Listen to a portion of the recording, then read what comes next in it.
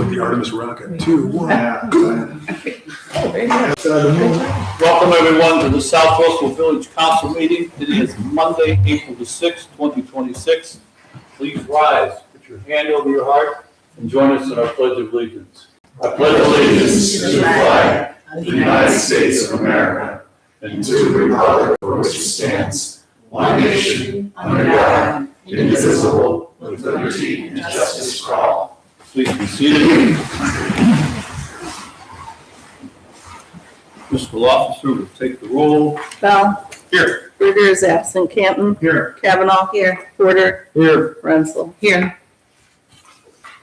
We have minutes from the March 16th council meeting. Do any changes or corrections in the minutes? Move to approve. Hearing none, moved by Porter, seconded by Need Kavanaugh. Kavanaugh. Oh, no. We can still do all in favor, right? Yeah. Okay. All in favor, say aye. Aye. Opposed. Minutes are approved. We have visitors. Our first visitor tonight is, I'll call them Alex and Rob. Alex Wright and Rob are from the United States Geological Survey. They have been providing service to South Russell from the year 2000. They were up here today checking our water supply. And I'll turn the floor over to you, gentlemen. All right. Well, thank you very much, Mayor Coons. Slight correction. I'm sorry, it's Max Wright. That's okay. I call it Alex a lot. I'm going to extend my appreciation to you all for allowing us to come up here and talk about the work we do here at the U.S. Geological Survey. I'm Max. I'm a hydrologist at the Ohio, Kentucky, Indiana Water Science Center in the Columbus, Ohio office. I'm joined here by Rob Garner, our groundwater specialist. And today we're going to be talking to you guys about our long-term groundwater monitoring project here in the village.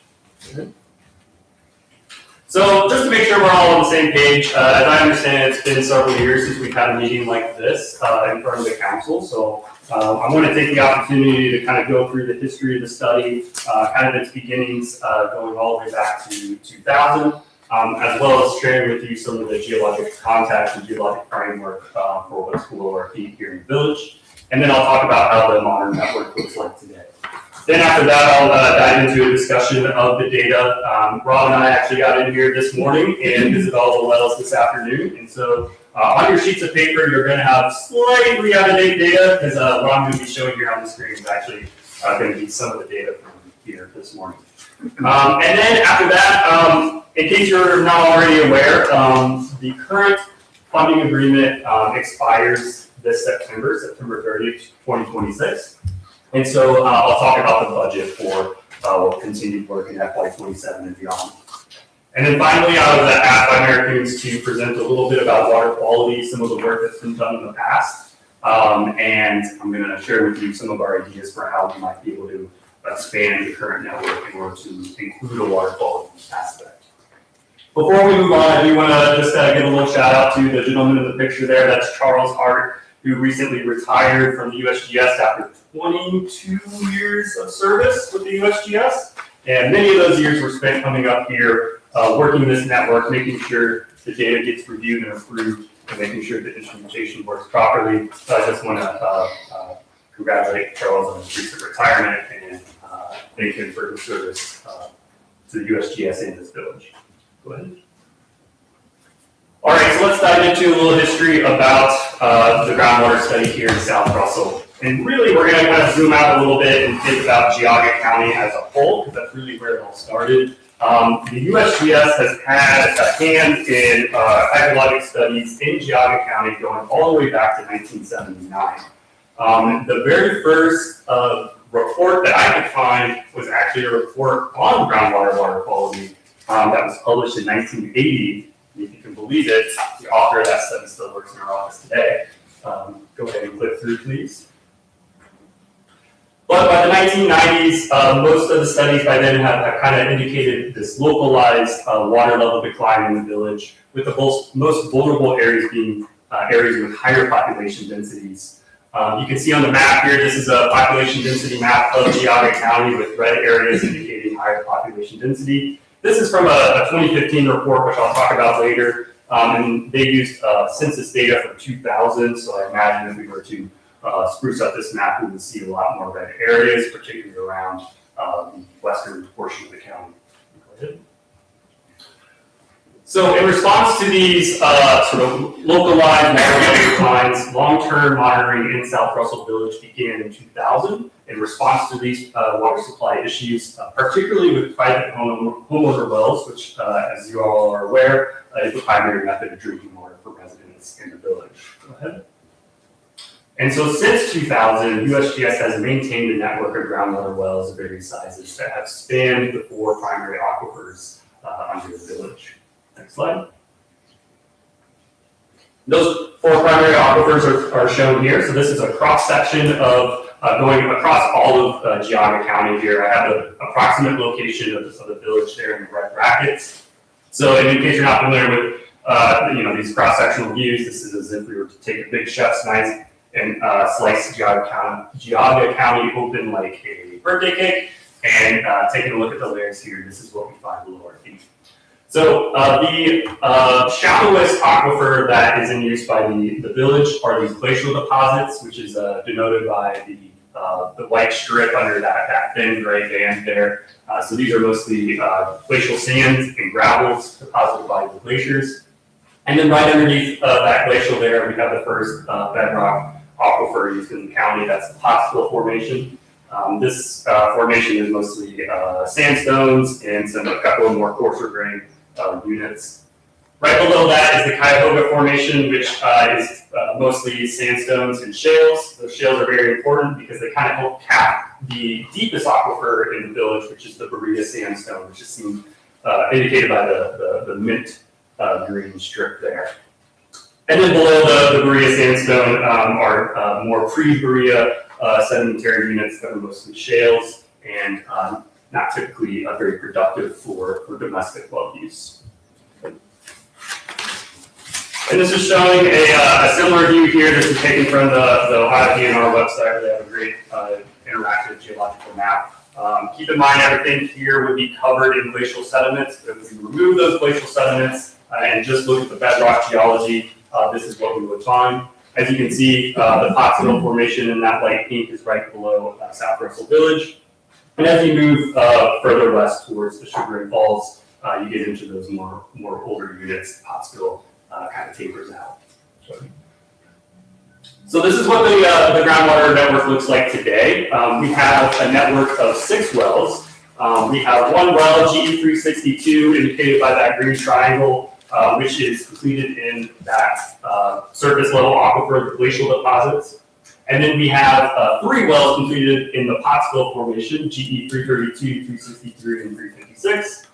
And then we have one well in the Cuyahoga group, GE357, and then GE364 is our deepest well in the network at around 240 feet down is how deep the well is, and that's in our Berea Sandstone. GE364 and 363 indicated by the red circles, those are our continuous monitoring wells. So those are taking measurements of water level on the hour, every hour. And that data is then collected by myself whenever I make my quarterly visits. The other 4 wells in the network, those are part of the quarterly discrete data, and those are all owned by different homeowners. So those are private domestic wells. I think when I take the opportunity to just, for the record, thank our homeowner cooperators. As you can see, 4 out of the 6 wells in the network are those homeowner wells, and so we really appreciate their cooperation with this study. Go ahead. And this is just a similar view, but in table format here. As I said, you're going to hear me say discrete or domestic. I'm going to use those interchangeably. Discrete just means we're going out and taking one water level measurement a quarter, so 4 measurements a year. And then, as I said, we have 2 continuous wells, which are taking a measurement once every hour. Go ahead. All right, so we're going to jump into the data a little bit here. All this data is publicly available. That's part of what we do here at the USGS. Everything that we measure here in South Russell Village is available. It's put online. You can go to this link and you'll see this map. And anyone in the world can access this data. That's part of what makes USGS great. Go ahead. So I'm going to do this in kind of a stratigraphic order. So we're going to start with the discrete or domestic wells, and we'll start with GE 362, which, as I said before, is completed in the glacial aquifer. This is our shallowest well, completed at a depth of 35 feet. So ignore that last little blurb there on the bottom, but the graph on the right here. So let me explain how to read this, what this is showing you here. This is a percentile plot here that is taking the water levels for the entire length of record and plotting their distribution in these monthly bins. So the green areas are where 50% of that data exists within those green areas. So for example, if you look at the month of May there, 50% of every single measurement made in May since 2000 when the study began is in that green zone between about 7 and 8 feet below land surface. The black triangles are our monthly medians, and then the light blue areas and the orange areas are where 15% of the data exists, and then the dark blue and the more brick red are where 5% of the data exists. So we did get 2 good measurements this year for this well. We got one in November there, and then just today is the April measurement, which is actually well above the monthly median, as you can see, which is good news. That's what we like to see. We were here earlier in the year, I believe in July, but kind of because these are homeowner wells, we might get to the site and someone's running the dishwasher or the hose, to water the garden or whatever. And so that we'll actually see that change in the well as they're pulling water from the well. And we don't report those numbers, even though we do take those measurements and archive them. Those are posted on the web, which is where this graph came from. Just because we're concerned about the static water level. Go ahead, Rob. I got a correction for you. They are all published. They're all published on the web, but this particular graph doesn't use that data if the well's active. It only uses static water levels. That's why it doesn't show it. But it is published. Perfect. Thank you, Rob. That's why he's here. He made these. All right, so moving on, we have GE 332 and 356. So these are completed in the Pottsville Formation. This is our sandstones and conglomerates immediately below the glacial aquifer. Here we got 4 good static water levels for this year. And you can see there for July, November, and February, we were right within that normal range, right within where 50% of all the other data lies. We are a little bit lower there in April for, GE 332. However, in GE 356, we see that water levels are quite higher above the norm for this particular year. Go ahead. We see a similar story here in the Cuyahoga well, which is GE 357. July, November, February, all well within normal ranges. We are a little low in April. However, I think this is because we only have 6 April measurements for the entire record, so for all 20 years. So moving forward into FY27, I think those bars are going to change a little bit as we get more April measurements. Keep in mind, like I said, these are discrete, these are quarterly measurements. So part of my job is to try to fill in which months in that quarter lack enough data. And so moving forward to next year, I'm going to come here in April again to GE 357 just to kind of increase those bars a little bit. All right, go ahead. All right, so now let's talk about the hourly data. So continuous well data, again, this is also publicly available. Next slide, please. So we're going to start with GE 363. This is in the Pottsville Formation. This is just right down the road in Kensington Drive. If you ever go and walk around that park and see that box sticking out of the grass there, that's our well. And so what this graph is showing you now, this doesn't take hourly data, but what's being shown here is just the daily value, so the daily maximum for this well. And from May, June, and July, we got really good instruments. Unfortunately, really good data points. Unfortunately, after my visit in July, the instrument failed. these things do have a lifespan. They last about 5 to 7 years if you're lucky. And that one in particular had been in there for at least 6, I believe. So, it was approaching its lifetime there, or end of life there. And then there's a big gap there. Unfortunately, the federal government shutdown did sort of complicate things, but we were able to get back on track in February where we were able to replace that instrumentation, and now we're back and running as normal. And as you can see for both there during the first part of the year and recently here in the last 3 months, water level measurements are in the green, at normal or above. Go ahead.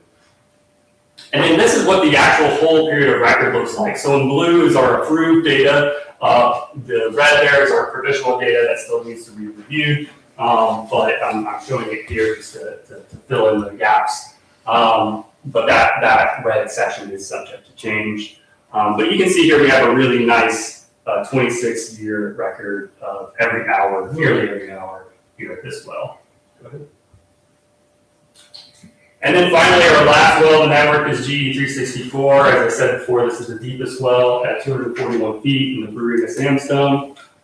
Here we have a really nice continuous graph here showing that water levels at this well for this year are well within or above normal for almost every day here.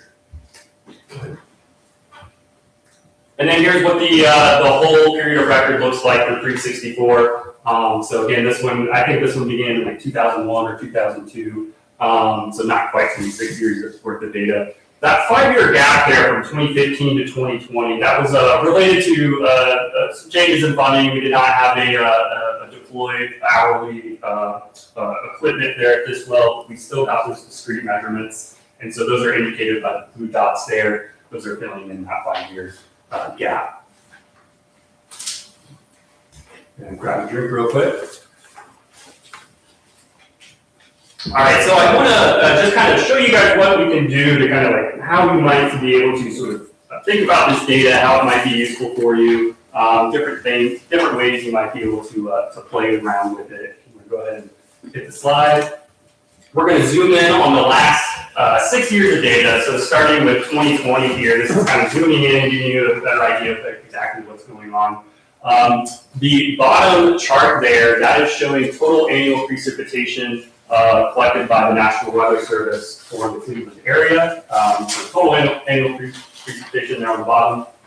And kind of what I want to highlight here, you might notice all these big jumps, going from 180 feet all the way down to 195 feet. That's 15 feet of water that we're talking about. Those are pretty big jumps, but those are related to just, during the warm season, people are using more water. There might be less rain. People are, out watering their lawns. And we see that throughout pretty much the entire 26 years of data. So I don't want you to be too worried about those highs and lows there on the annual scale. But if you go ahead and click the slide real quick. What I do want to point out here is in 2024 we did have a pretty dry year in Ohio. It was one of our worst droughts in Ohio, and just so that you guys can view what that looked like in this well, you can see there. I have it highlighted there for you. Go ahead. You can see we only had 34 inches of precipitation in 2024 from the Cleveland area, and then 2025 is also a bit of a drier year, 39 inches. So what I kind of want to show here is that, to my eye, beginning in 2020, we kind of have this upward trend from 2020, 2021, 2022, 2023. Kind of have this upward trend until we hit 2024, and then 2025 is a little bit of a dip, right? But what I want to kind of hammer home here today is that the value of this record is how long it is. So if you go ahead and hit the slide one more time for me. If you take that 5 years of data and then blow it back up to the entire period of record, you'll see that despite the recent lows in 2024 and 2025, those are still above historical lows in the 2000s and early 2010s. So I just kind of wanted to share that because from my perspective, this is showing really what the value of a 26-year-old record really gives you. If you zoom in on that last 5 years, you might have some questions as you're analyzing the data. But if you zoom back out and get that extra context, it's more information, right? And so that's really, really what the big value here is just how old that record is. Okay, so go ahead for me. So with that out of the way, let's go ahead and talk about costs for 2027 and beyond. So the last funding agreement started in 2021, and we did a 5-year agreement, and I came with the assumption that we would do something similar like that again. It does not have to be a 5-year agreement by any means, but the numbers I'm going to show you here is for a 5-year agreement with an expiration in 2031. Go ahead. And you can see those numbers here. So I have broken out by year. If I direct your attention to the far right column, that's the total cost of the project. So when all is said and done, after 5 years, the project will cost just shy of $85,000. However, the USGS is allocated by Congress a special fund called our Cooperative Matching Fund, where we're able to offset some of the costs for these types of monitoring programs. And so what I have here is a 30% contribution from the USGS, which brings the total cost, again, after all 5 years, just shy of $60,000 from South Russell Village. And to begin work in federal fiscal year 2027, which starts on October 1st, we would need a signed funding agreement by September 30th. Now, if you haven't noticed, there's been a lot of changes in the federal government recently. One of those changes is how we do our funding agreements. And I'm not going to go into the details and bore you guys with that. The only thing that I want to mention is that it is a bit of a longer process now on our end. However, I've already initiated that process with our budget team. And as soon as we have that funding agreement draft, then I'll send it over to you guys, and you will have the opportunity to review and discuss it. And next slide, please. Oh, go ahead. When you're ready for questions. Sure. Yeah, go ahead. Okay. So any actionable data points? I see sometimes you're looking for like arsenic or the bacteria levels or any advice for our residents. Yeah. No, great question. I love it. Right. Yeah. So let's as you just kind of TV off here, Okay.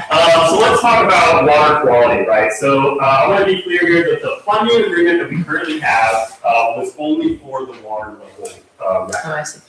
So that was the only ask that was of us. Mm-hmm. However, we absolutely have the capability to do water quality research in the USGS. In fact, we have developed many methods on the subject, but this is getting ahead of myself.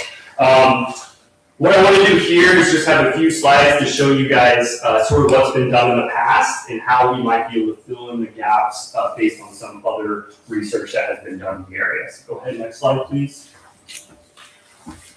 So there has been a lot of work. Like I said, our involvement with groundwater and water quality in the county dates back to 1980. But what I want to focus on is the most recent report here, which was published in 2015 by a hydrologist named Martha Jaguki. Martha Jaguki, she used to show up here. Oh, did she? Nice. I unfortunately never had the pleasure of meeting her, but her fingerprints are everywhere.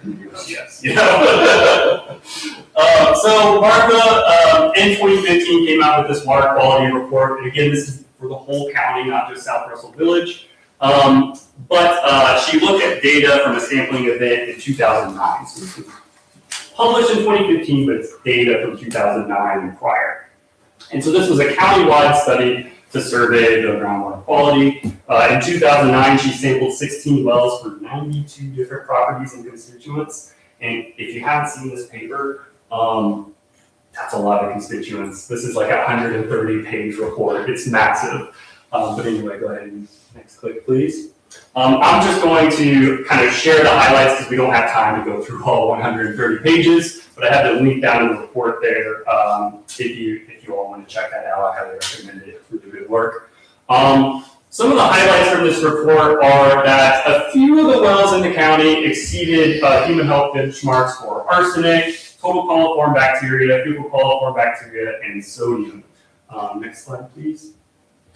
However, some of the good news that came out of this report were they also looked at concentrations of nitrate, pesticides, VOCs, many others, but those were a few big ones, and those turned out to be considerably lower concentrations than human health benchmarks established by the EPA, or they were not detected at all, so that's great news.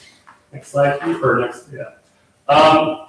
Also, as I'm sure many of you are aware, there's a lot of oil and gas, particularly in the east side of the state. So one of the things they were interested in looking at was methane concentrations. They did detect water from 3 different wells. I believe 2 of them were in the far east side of the county, and then one was more north of South Russell. But they did detect combustible gas in those 3 wells. However, those detections were less than the concentration at which methane in there can be flammable. So just little concentrations. Go ahead. All right, so besides the fact that that study in 2015 was from 2009 data, that's showing its age, right? Besides that fact, there are a few more considerations we want to make when it comes to that study. One, this study area, Geauga County in South Russell Village, is a very hydrologically complex region, as we just discussed at the beginning of the presentation, where we have 4 primary aquifers of differing geology that have been cut by glaciers and also several major rivers. And so the groundwater flow and therefore transportation of potential contaminants may vary across that study area. And so I want to highlight another study from 1990 from another hydrologist named Sandy Eberts, who did a groundwater flow model as part of this report. And it's a bit hard to see here, but those kind of vertical and swooping lines there, those are her modeled groundwater flow paths. And what I just kind of want to share here is that depending on where you are in the county and where you are in relation to these major rivers, that groundwater flow path is going to be pretty localized. So there are going to be differences. Looking at the 2015 report, there may be some differences between the east side of the county and here, or the north side and the south side, and so on. So go ahead. Despite them all being the same units. Another consideration is that in the 2015 study only had 1 well from South Russell Village, that was GE 332, constructed in the Plattsville Formation. You may recognize that name because that's one of our domestic wells that are in our modern network. Next slide, please.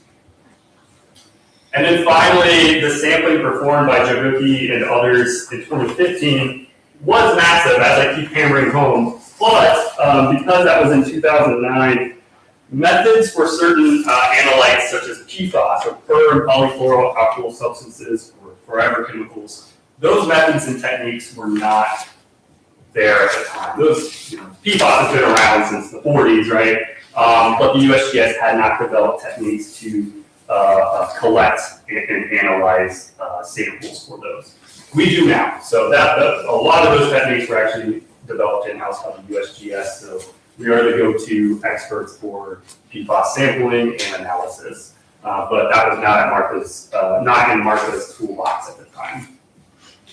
Next hit, please.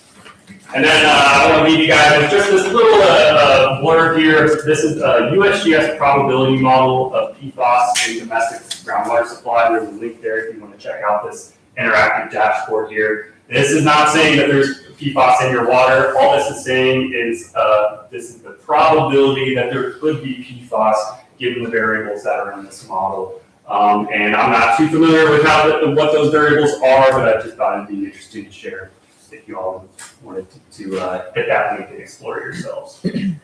Go ahead. All right, so last slide here, just to kind of to finish up here. As I said, the groundwater quality of Geauga County has already been well described by Martha in that 2015 report. Next slide, please.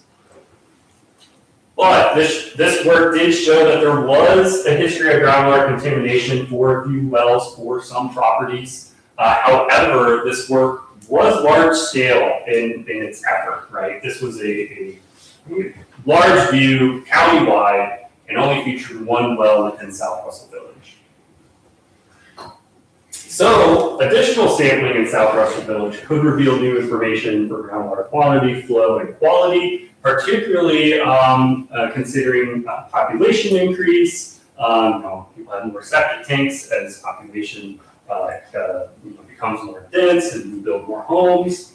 Also, with recent emerging technologies such as AI data centers, which are I know there's a few over in Cuyahoga County, although I'm not for certain that they're using groundwater as a supply. I know that they are building a few out there. So that's another something to keep in mind when we think about water quality in the future. Okay. And finally, so new techniques such as the ability to analyze for PFAS could support your efforts to help understand, protect, and preserve the groundwater supply in South Russell. Next slide. There are my references with all applicable links that you guys can go explore, and a few, as well as a few more additional studies that I think would be interesting for you to look at when you have the time. So, thank you very much. I really appreciate the opportunity to speak here, and I'd be happy to answer any questions. And Rob, anything else you would like to add? All right. Yeah, right here. If we do collect more information, sampling information for the forever chemicals, and they're found to exist, are there any effective remediation strategies for those? Oh, that's a really good question. Rob?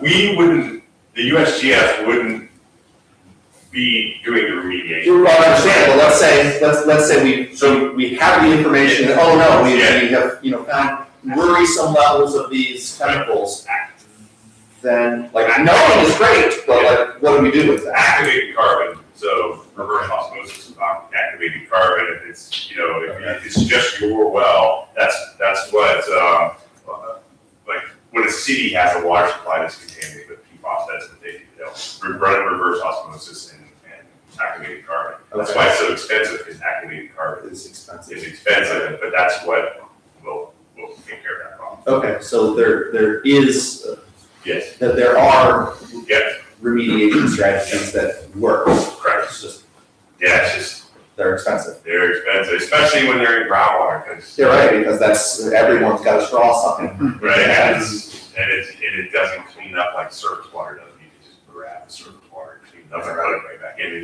it's stuck there. Okay.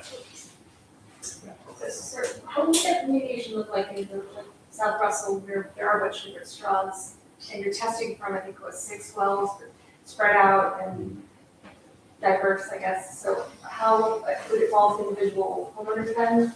The ability to notify them? What's the, I guess, there's not a single water supply in the village. If we were to collect the data, the USGS were to collect the data would be all public.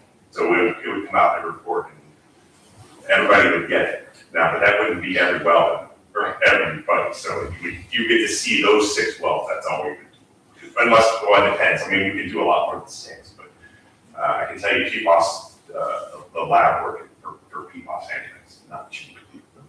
I'm sure you can do everything.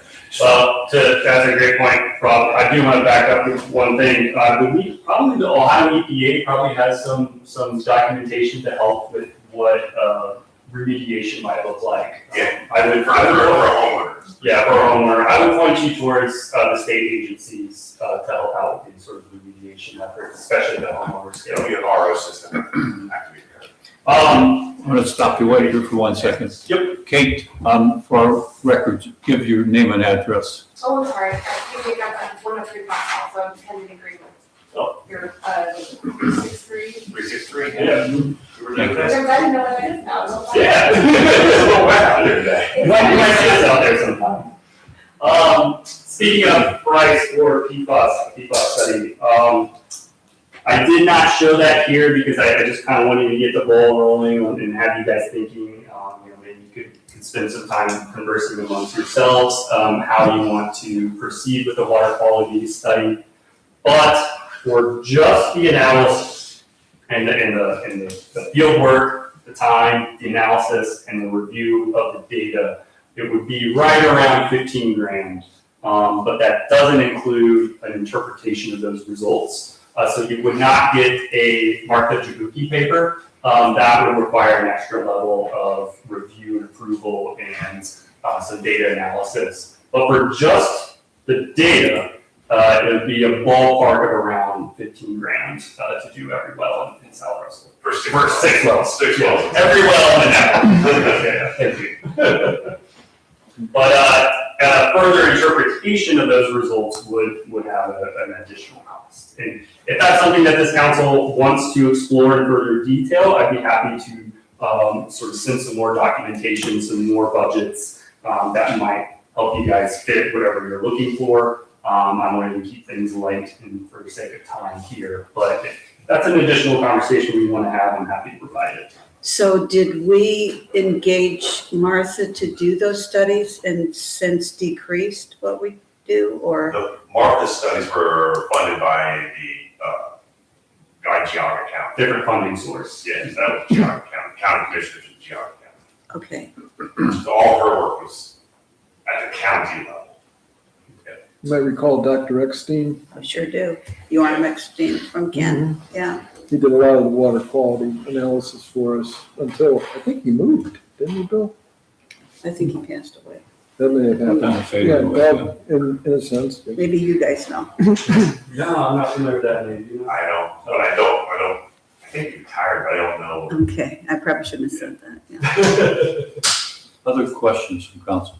So were there any follow-ups with, the arsenic or the coliform bacteria from the 2009?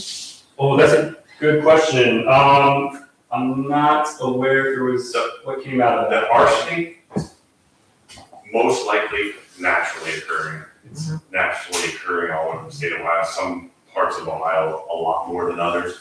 And the arsenic that's here is probably naturally occurring. And the sodium is here that got detected as putting salt on your roads, where it's showing up in your groundwater.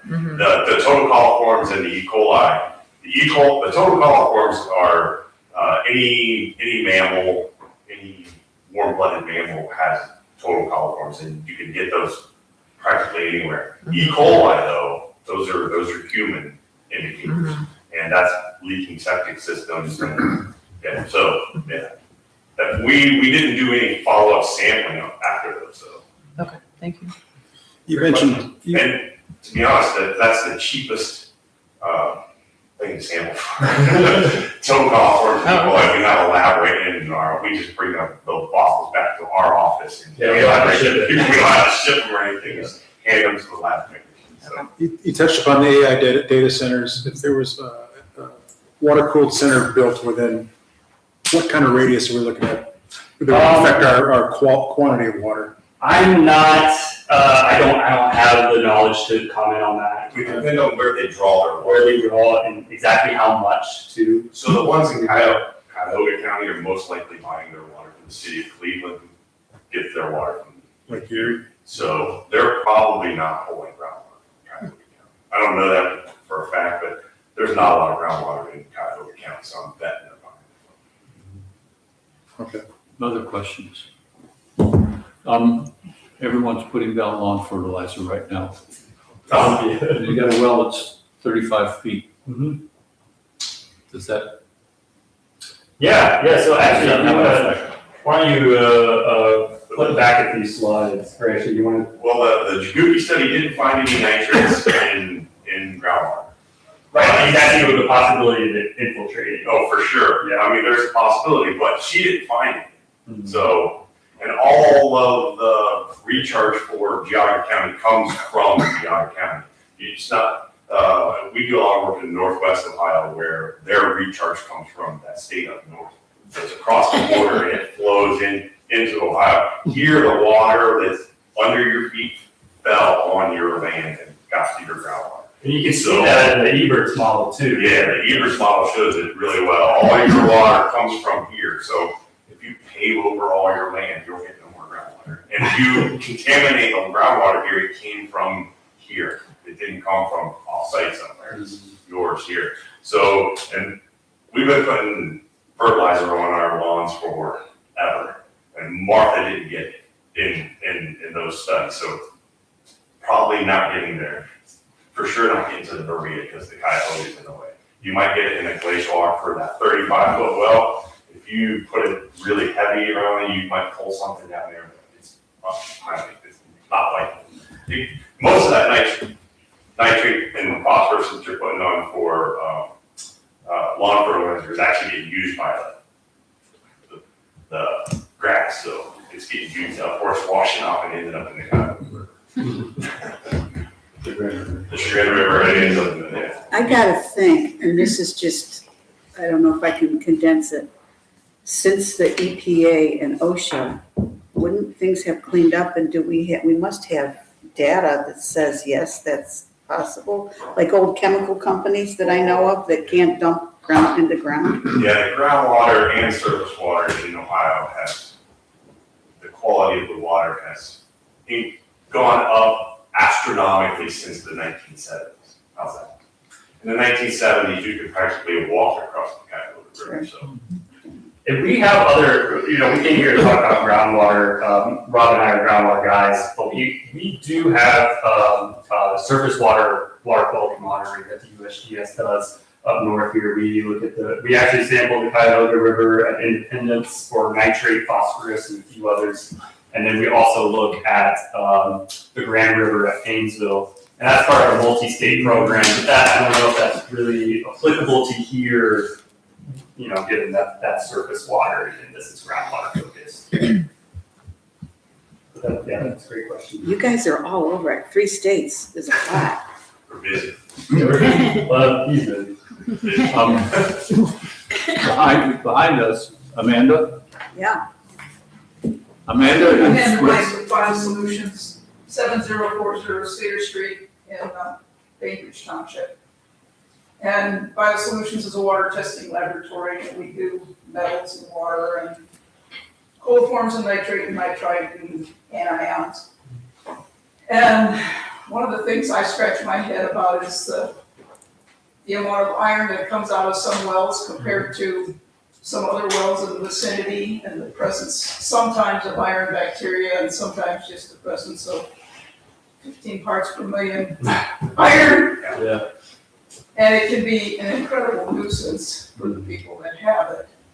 Yeah, And I was wondering if you've seen that too, or everywhere? It depends on how much oxygen is in the water. Well, yeah, sure, it comes in as ferrous, Fe+2.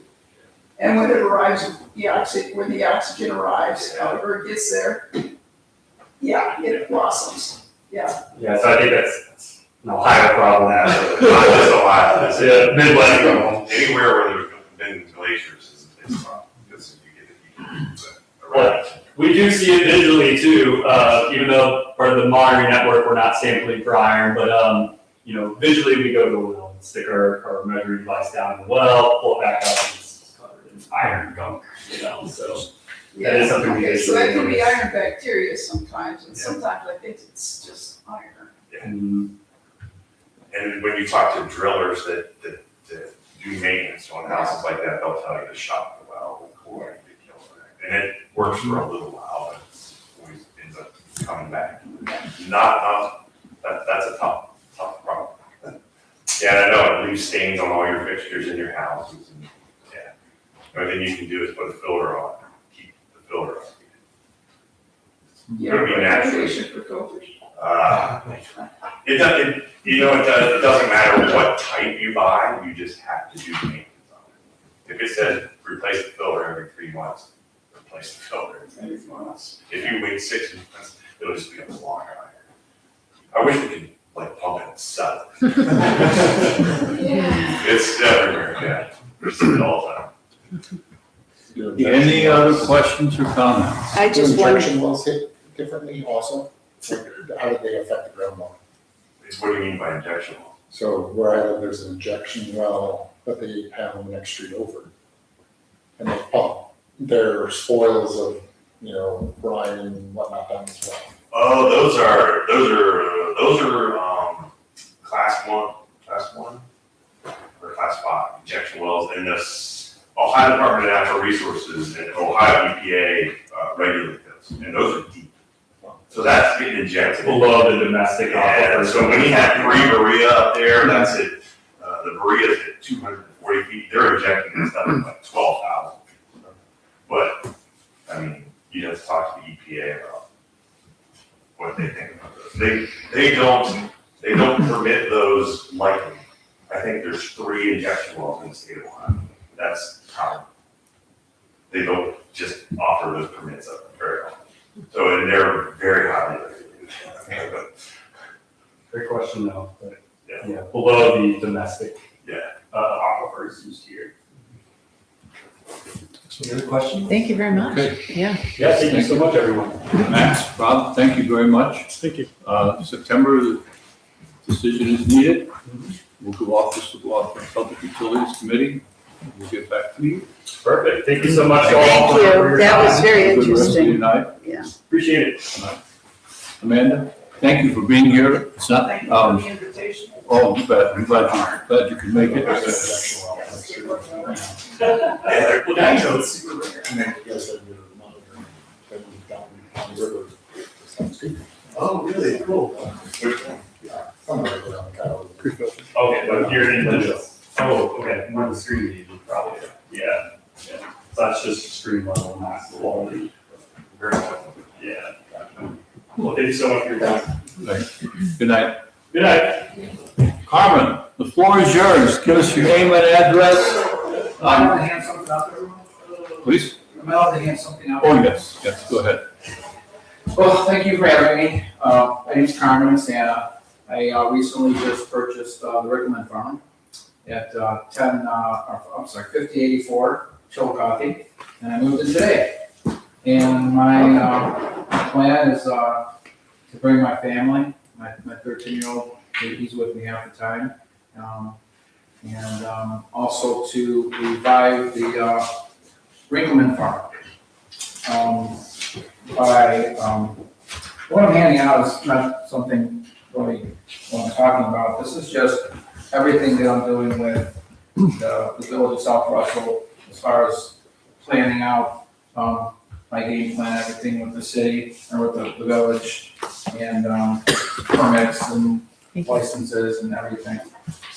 And so there's some redundancy out here with some of the maps, but it's because one's for the planning commission and one is for the board of revisions. I have a couple more, if you guys want to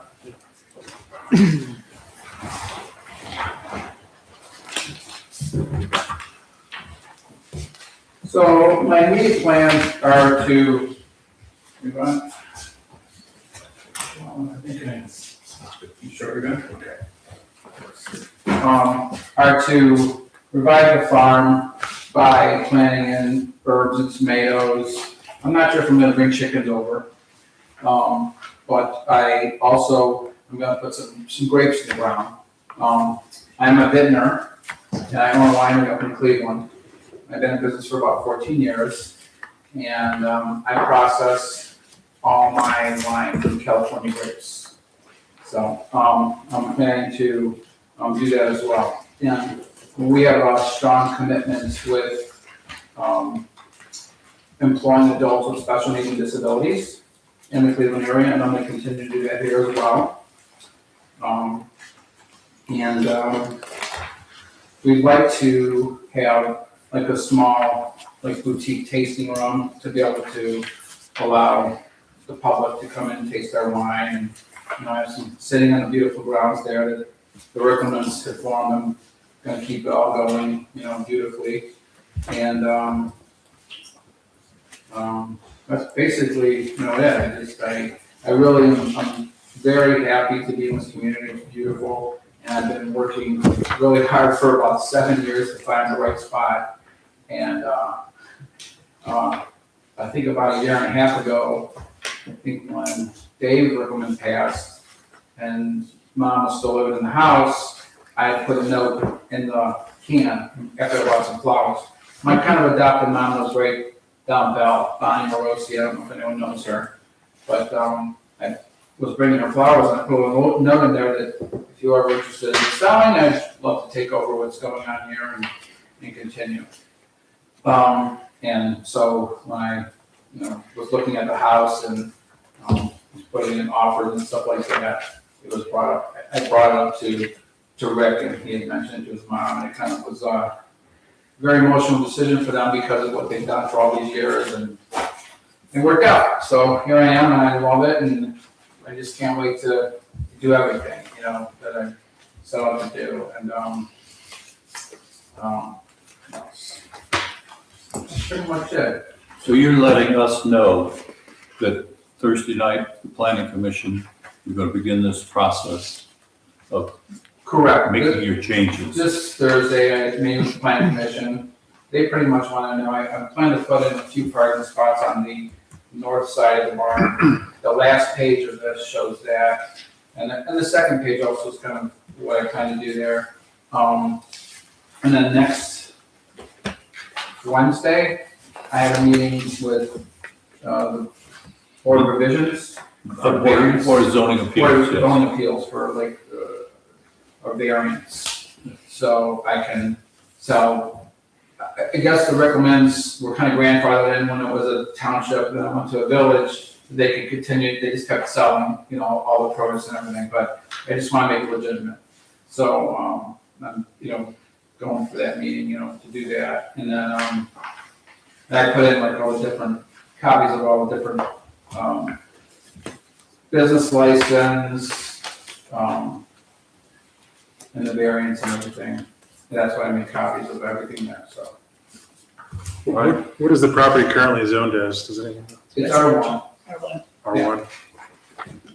So it was covered because it was a farm, because it was a working farm all those years? I don't know, we'll have to ask Dave. But as I understand it, at one point it may have met the minimum wage, it may have been in the town, I don't know, but at some point it was split off. And the use was allowed to continue as possibly a non-conforming use. I don't know if it was actually technically grandfathered, it may have been, we'll just have to ask Dave.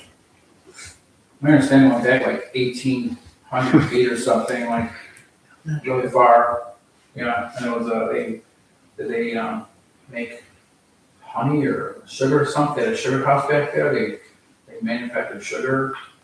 I'll be making sure. Sugar. Yeah. Sure. Well, one of the things I just asked permission from the Ricklemans, I'm gonna have a tribute area inside the barn for them, so I'm gonna create, all my line will be on the lower level, and I'm gonna create like a corner with some of their older antique photos and different things inside the barn. So I really wanna revive it. I think it was a great, charm to this community whenever I would come through here, and I just want to continue that. All right, questions of Carmen? You will see, this is Kavanaugh and I Thursday night at the Planning Commission. Okay. So we look forward to seeing you and digging into what you want to do. Thank you. All right, Thank you for your time, I really appreciate you guys. thanks for coming and thanks. Thanks, Carmen. Thank you. Thank you. Welcome.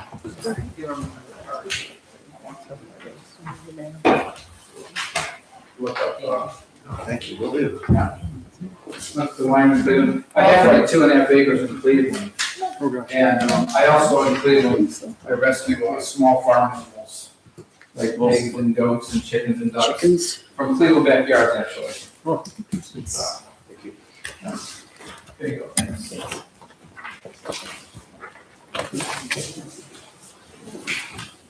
Okay, we are now on the agenda, we got the mayor's report, sent it out to you last week. Any changes, or pardon me, any questions about the mayor's report? Hearing none. One of the things in the mayor's report was this request by NOACA. And I went on and took a look, and NOACA shows Village of Chagrin Falls and the Village of South Russell receiving $2.5 million for trails. I don't know how that's possible, but we will look into this, and I'll have to get back to you. But I haven't talked to Mayor Tomko yet. But anyhow, that was in there when I went through and took a preliminary look at what they're doing. That was over time, Bill? No, it's just Something's upcoming, on their wall. like money set aside, Wow. yes. What was the number again? It's like $2.5 million. Which Chagrin doing a trail? Where did you Web see address did you see there? Because I went to this and I didn't see anything with South Russell. I went to this, On the bottom of the letter? yeah, the bottom, and then just scroll through, and I found Village of South Russell listed. Oh, right. Chagrin, and I don't know how that's possible, because they have things by, county, Chagrin's in Chicago, we're in Geauga. But that's the only reference that I found so far of our name. Is Chagrin doing a trail? Well, Nowaka and Chagrin did the 2010, the big study, so and each township paid to be involved. We paid $15,000 to be part of that. So that was all trails lead to Chagrin. It was all the 2 mile surrounding radius that all the other towns put some money toward that study, but that wasn't 2.5 million. Yeah. No, this is quite a surprise. So as I said, that's about all I know at this point, but we'll have more information and dig into that when we get a chance. And you'll talk about Timmy Sustar? I talked to him today. He came in and dropped in to see. He's our cleaning person, and he's going to be back. I know I said April 17th or something? Not this weekend, next weekend. Yeah, And he's going to start back. good. He's doing okay? He is doing okay. He will be back, but he will be out again in October. And being out for this time has given him time to reflect on it, maybe time to retire. So he is, just want to give us a heads up. He's considering that, so he will let us know as soon as he knows. Yeah, pretty much like, he's done. I think his stop in today was to try to let us know he's coming back, but he's, I think, getting ready to wrap it up and wanted to give us a heads up. We've had a good run with him. Yes. Also, this is the Geauga Growth Partners. They had the annual meeting, and one of the things inside of it was on playgrounds, and I know we've talked on and off about playgrounds, different things that could improvement. So I'll just pass this around. You know what? I'll send it the other way and we'll Okay. finish with you. How's that? Okay. Okay. I did want to ask you, Mary, if maybe you're going to go over that the watershed partners wanted to do the infomercials. Oh, yes. Yeah, that was interesting. I'm on an advisory board for IdeaStream. And they were saying, what do you have going in Geauga County? And I said, well, we have Chagrin River Watershed Partners. So they said, well, could we do, I guess, commercials about that? So we have a meeting at the end of April, but I'll let you know that, they picked us so far is that they would try to do something for Geauga County. So it's probably just to focus on the good parts of what's been done. Yeah, yeah. Is that going to involve any employee time? I doubt it, because I think they just want to highlight what Chagrin River Watershed Partners have done for us. So I don't know. We meet on, I think it's April 28th. We'd have more information. They have contacted the Chagrin River Watershed, so they're the ones that contacted me. Anything else for the mayor? Question about Nowaka setting their budget for 28 to 31, Yes. and that they wanted to look for roads with PCRs less than 65, and we have 9 of those. But one is Bell Road East, so do we need to move, because wasn't there a quick, tight deadline on this? Yeah. But they want major arteries. They don't want Okay. some side roads. Bell Road, It's on these- absolutely. Well, no, that's already on there, it's already got hit. Did they- So everything is it else so was like not a major Right. artery, whatever Is you that a call it. half mile or more? Arterial. Is that what it Arterial. says? And that was, okay, so the half mile at least. Okay. That's it, huh? That's the limitation. Okay. Question, and this is actually related, because you had coffee with the mayor on your schedule, and there's a lot of things for the 250th, sorry, I'm looking at this list because my question's gonna be for you. A lot of things for 250th that include food and or beverage, and I know we have an ordinance that spells out what we can provide food for, and I know there's some, I don't know if it's Ohio Revised Code or Ethics Commissions, I don't know, it says about using community or village funds for food. Right. How do we approach said potential events?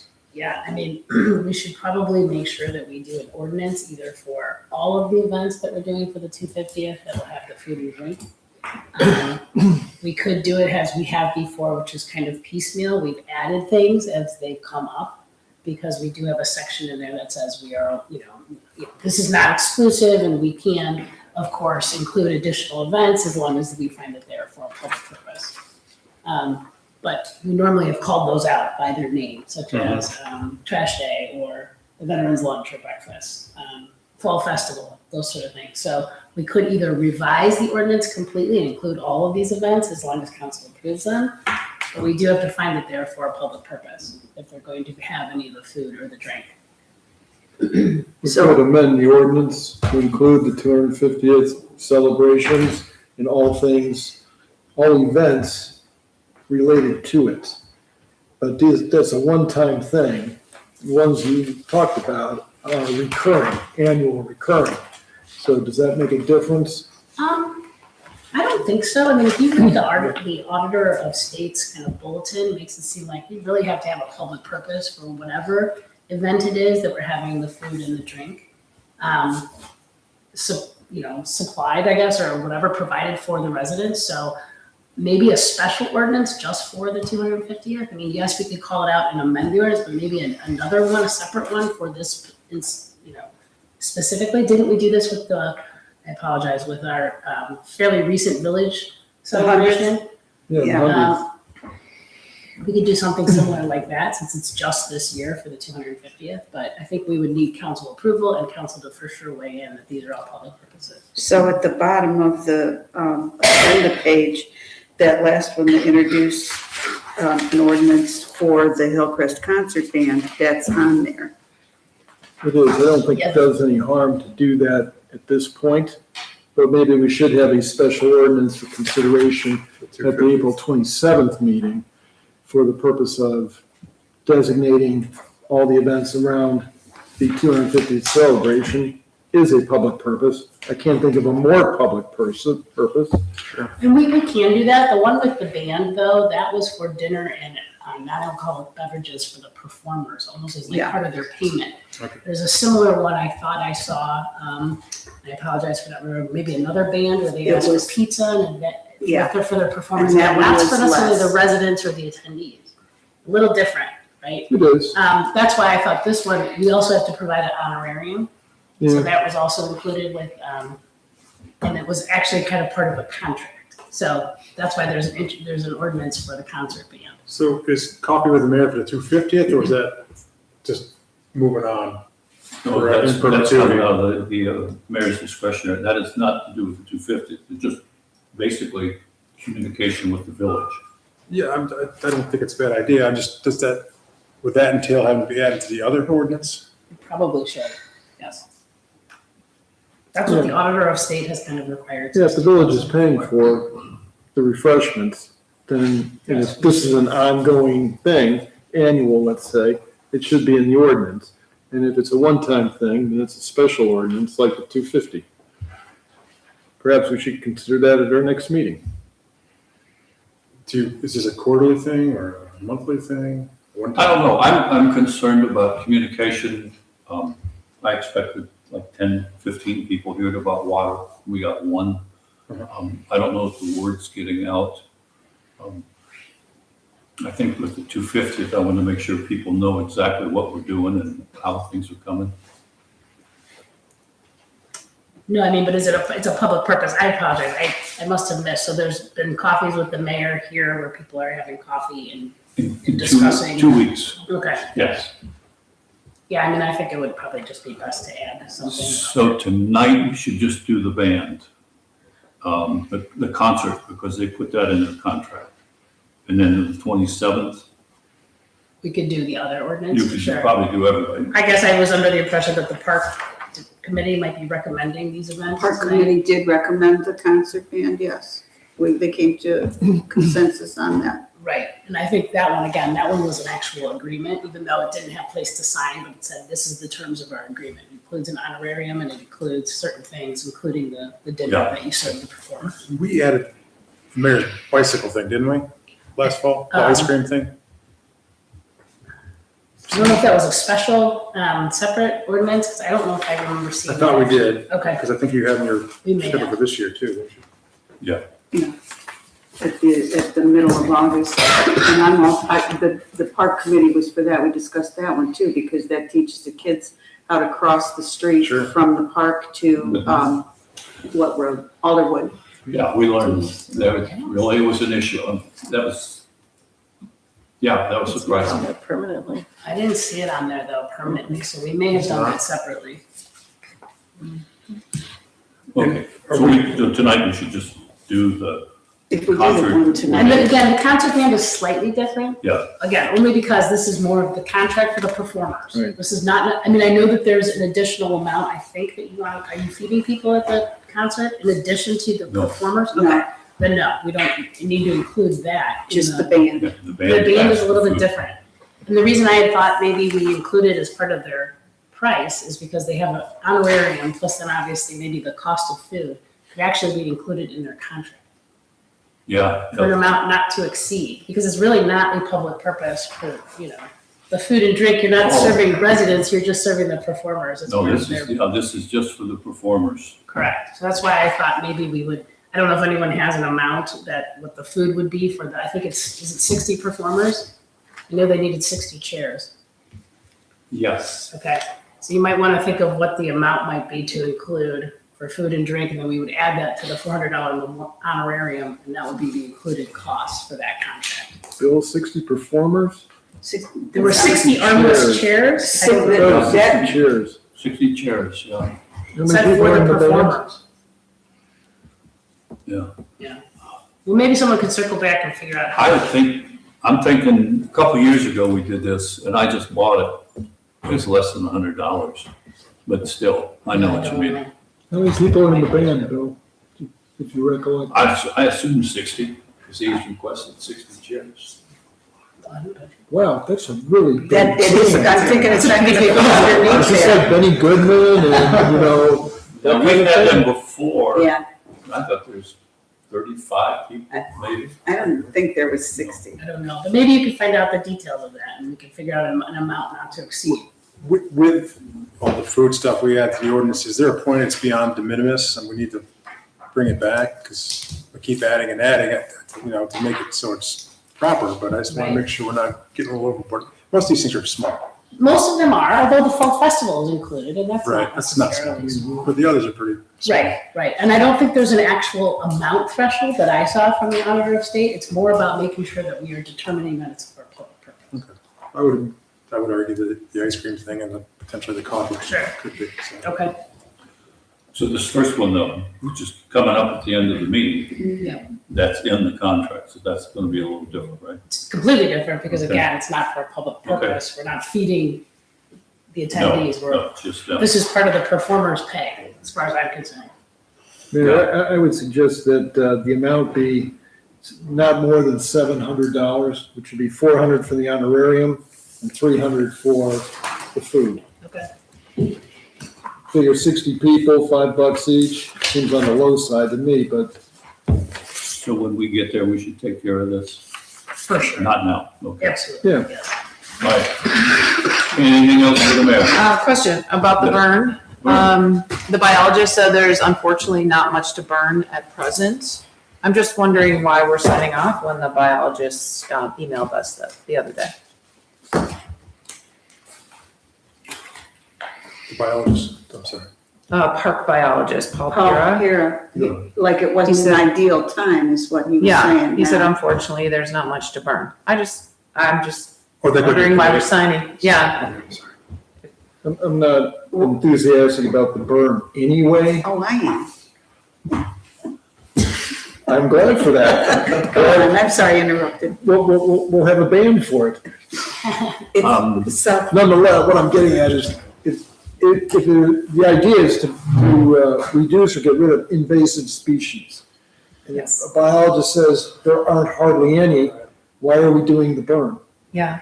And the other question I have is about the Jaga Park District has the hold harmless and as the the way, waiver, the hold harmless, the waiver of liability that, so, I'm glad to, I love nature, I'm all about burning, but I don't know why it's a rush to sign for a burn when he said, unfortunately, there's not too much, there's nothing to Because we burn could do at it this time. now and it could be set up, they know like 2 days, a day or so before. So it's all weather and groundwater stuff.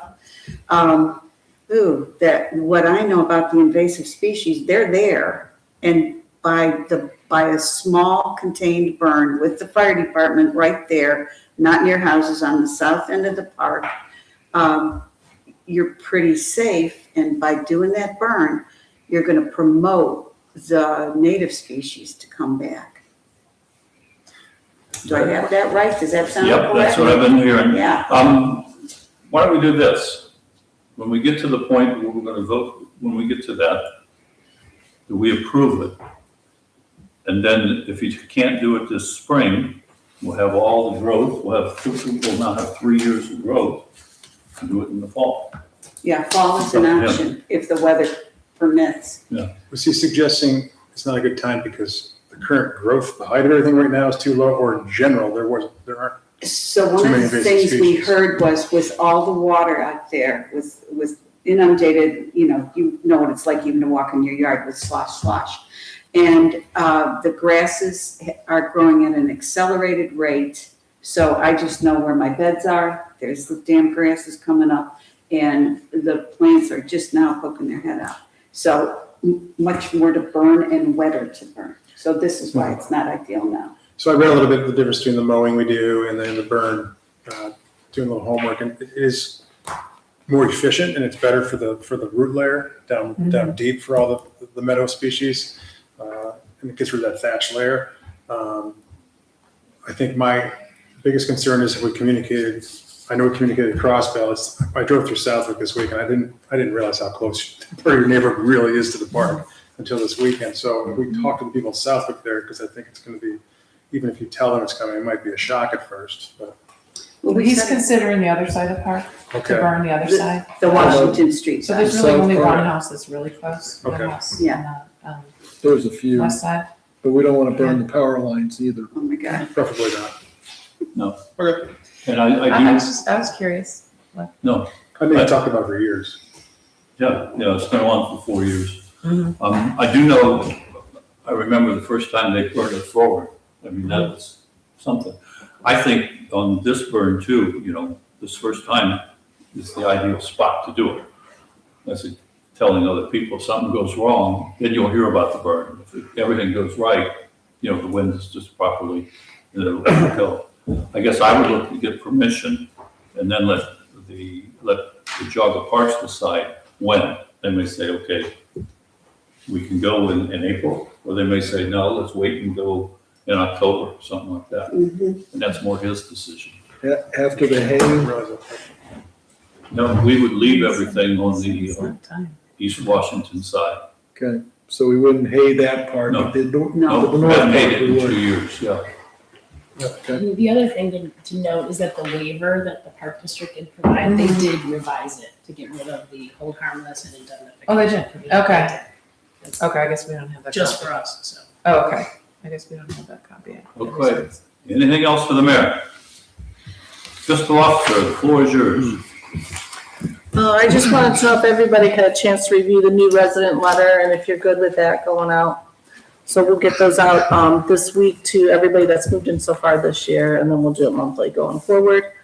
I did want to know, I don't know if the park committee decided on a fall festival date. We did not, but I'm glad you asked that because they asked, could we set aside all the Sundays in September? Okay, that's what I wanted to know, if we're Yeah. setting aside dates. Thank you. Because we do have a reservation for October 4th. So, I don't want it in October. okay, just, then I was gonna suggest that we block off dates, so all the Sundays. Pretty in- firm on waiting until you get that brown schedule out there, to Yeah. have everybody show. And, I don't know, I just did, that one year we did it in October, I was an ice cube. It was so cold and so windy. So would, Anyhow. so just the Sundays in September or Saturdays? So I don't know. they We set did- up on Saturday. We always Start, do Sundays. don't you have stuff out there on Saturday? Recommend Sundays. I hunt people, I didn't look that far into it. I think Sundays, I think they bring the stuff that day and it depends on if there's wind for those bouncy houses. Well, years ago, they used to do the tent, they would start setting up on Fridays, so. How do you feel about that? Do you want the Saturdays as well? I mean, we probably should, because Chagrin runs their tent and sets it up for us. On Saturday, right, or Friday? Yeah, so that's why we start setting up Friday. Okay, so we just need Saturday, Sunday, or Friday, Saturday, Sunday? I'm not sure. They set it up late Friday afternoon, so they set it on Friday evening. Well, we might have somebody that wants, that's But gonna the be, park closes at dusk anyway, so. okay. Saturday, Sunday. Saturday, Sunday for all of September, and hopefully you'll get a date soon. We'll get a date and that'll be after May, like May, what is it, 15th? Okay. There's four, Not a yeah, sports fan four here. Sundays. Okay. And then, Excuse me, Danielle. Huh? Let's let them have it on the September the 6th. That's Labor Day weekend. We don't want to, yeah, we're not gonna do it. let's do it on the 13th, the 20th, and the 27th. Okay, yeah, we're not gonna do it on Labor Day weekend, Yeah. because that's a fair anyway. And then just to give everybody a heads up, it's time to start the tax budget. So I'll be attending all the committee meetings and sending out the worksheets so we get to start the fun. Very good. So, no break. So, that's all I have. Letter to the residents. Great idea and very well done. Well, I mean, it's something talked about for years, and then Mrs. Marino brought it up, and so it's something we just talked about on and off. So finally, we just, now that the AI is assisted with the minutes, we have a little bit more time to do other things we need to do. That's awesome. A question. I'm watching our colleagues in Russell button heads, and one of the comments was somebody made a comment that with the state software system, they saw the wrong numbers. Do we have access to the budget or the software to just look and say, okay, how much do I have in mayor's discretionary fund? Well, you get your reports monthly, and then that's where you get it from. Okay. To put it on everybody's computer, then we have to download it on everybody's computer, and I don't know how that will work. No, I don't want that. Right. Okay. So, Just but go the off the department sheet. heads will have it. I'm in the process of that. We'll look at. I have the VPN set up, but I'm not able to log in off-site yet, so I have to work with them on that. So, Okay. but for your monthly reports, you should have that. And anytime you want to know anything, you just ask. Yeah, I hate to see the unhappiness even around us. Finance committee, I'm on finance committee, sorry. Here, in the absence of Chairman Berger, I'll give the Finance Committee report. Fundamentally, you've seen on the agenda that the roads and bridge levy is an ordinance coming up for discussion and vote perhaps tonight, as well as the bike and trail levy, which was discussed at our last meeting in March.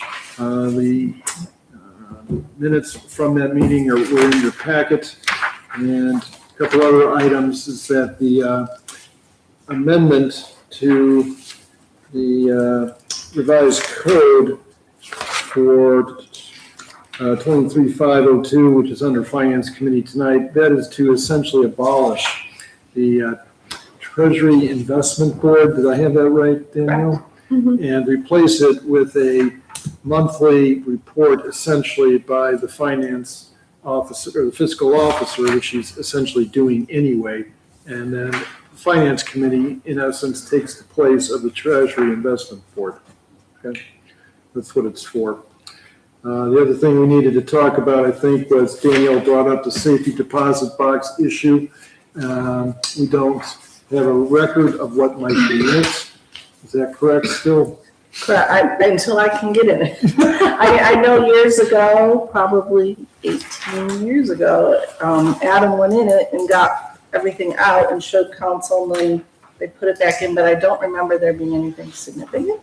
Pictures and stuff, but I don't know what all's in there, and we don't have access to it, so. I don't remember Adam showing us what was in the box. Do you, Bill? No. Oh, the pictures, you don't remember the pictures? I'll go get them. So I think they're back in the, Perhaps you showed the committee. Well, if we're not going in there, why do we maintain it if we're not? well, because years ago, I think they kept deeds and stuff. I don't know, I wasn't in charge of it, but it's still Nancy and Adam on it. Right. And the bank will not allow us to just put, positions because they must have had problems with government entities in the past where council members go and say, so you have to list people by name. Okay. So it would be a motion for Danielle as the fiscal officer and Chris Berger as the chair of finance to be the two people who can access the safety deposit box to do so in the near, not too distant future, and let us know what might actually be in the safety deposit box. Yes, if there's anything, is that it's the deed to Village Hall, various properties, possibly where the rental house was, something like that. You know, an original deed kind of thing. Beyond that, I can't imagine, but who knows? It'll be interesting. Should we do that now, Danielle Solicitor, for the motion for the safety deposit box, or is this? It's under administration. Oh, it's already there. Okay, very good. Okay. So that concludes the finance committee reports, and we'll be meeting next month. Questions of the finance committee? Not really a question, but with respect to the Treasury Investment Board, yes, it will be probably abolished. That's going to be a proposal, I think, at the next meeting with an ordinance abolishing it. But what it really does is it's going to kind of be more streamlined with what the statute requires, which is the fiscal officer kind of makes a recommendation as to where the investments will go. And it's the mayor and the solicitor, and then now we're adding the chair of finance as part of that to kind of give a little bit more, I guess, support. But the recommendation from the fiscal officer will also have like an independent financial, sort of like a meter, but an independent financial advice and recommendation as well. Not necessarily the finance committee, so. So do we let the people, there are people on the Treasury Investment Board, do we let them know it's kaput? Maybe once the ordinance passes, yeah. That would be true.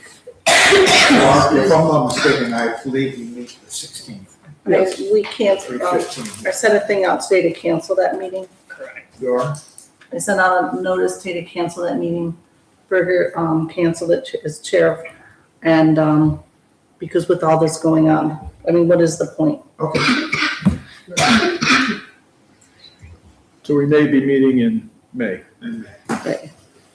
I have been encouraging Danielle as a member of the board to buy Bitcoins, but she refuses. The meters are fiduciary, correct? And until we, it's not like I would just say, I'm going to invest this, and Right. this. We have meter and we're not allowed to invest in very much. And without a 5-year plan, there's really not much we can do. So, it's we meet quarterly with Treasury Investment Board, but it's kind of a waste of everybody's time until we get that 5-year plan. Solicitor, I hope that the next council meeting, you report back on your conversation with your mother about safe deposit box. Sure. Have her search for keys and everything else. All right, moving along. Solicitor, you have the floor. I have nothing to report.